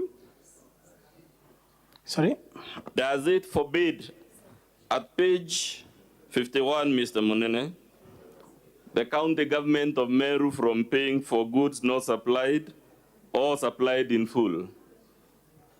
It says an officer or person whose functions concern the administration, custody, management, receipt, or use of any part of the public revenue or public property is guilty of an offense if the person fraudulently makes payment or excessive payment from public revenues for substandard or defective goods, for goods not supplied or not supplied in full, or services not rendered or not adequately rendered.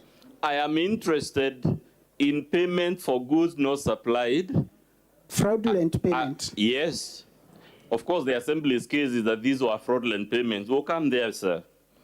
But you agree this section forbids advance payments for goods not paid, or rather supplied, and services not yet rendered. For goods not supplied or not supplied in full. So does that prohibit prepayment?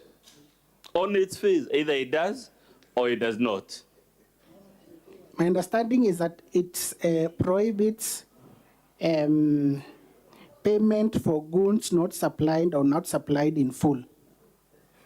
So on the IFMI's extract, when the IFMI says these are prepayments, 107 of them, isn't a prepayment a payment for goods not supplied or services not rendered? The prepayments are for the interests. Yes, sir, but you have only adduced a few interests. Out of the 107 transactions, you've only adduced interest for less than 10. Because that was your particulars of the charge, which we responded to. Let's go, sir, to the Public Procurement and Asset Disposal Act. If you can read it for the Senate. No. It should be this document. Sorry, it's in volume 3? Mr. Speaker, I don't believe that one was printed. It's section 146 of the Public Procurement and Asset Disposal Act. You want the witness to read it out, the provisions of that particular section? Yes, Mr. Speaker, the witness is a lawyer. There should be no hardship in speaking to this issue. It's a legal issue. Counsel, if it's an act of parliament, it's law. Whether you read it or not, that is what the law provides. So it's better you just go ahead and read. Fair enough. Mr. Monene, you again confirm that law forbids advance payments. What is the title of that law? Section 146? A minute. Okay. So in parts.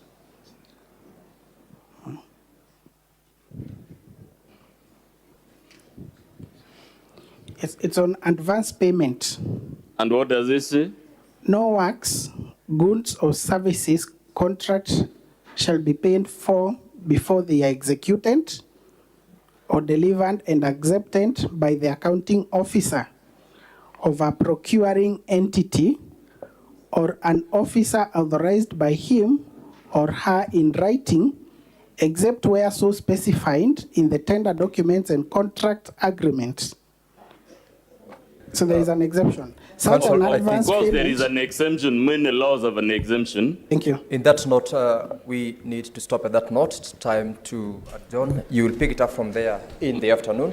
Much obliged. Dr. Tangoli, you will have a balance of 30 minutes when the session resumes in the afternoon to continue with your cross-examination.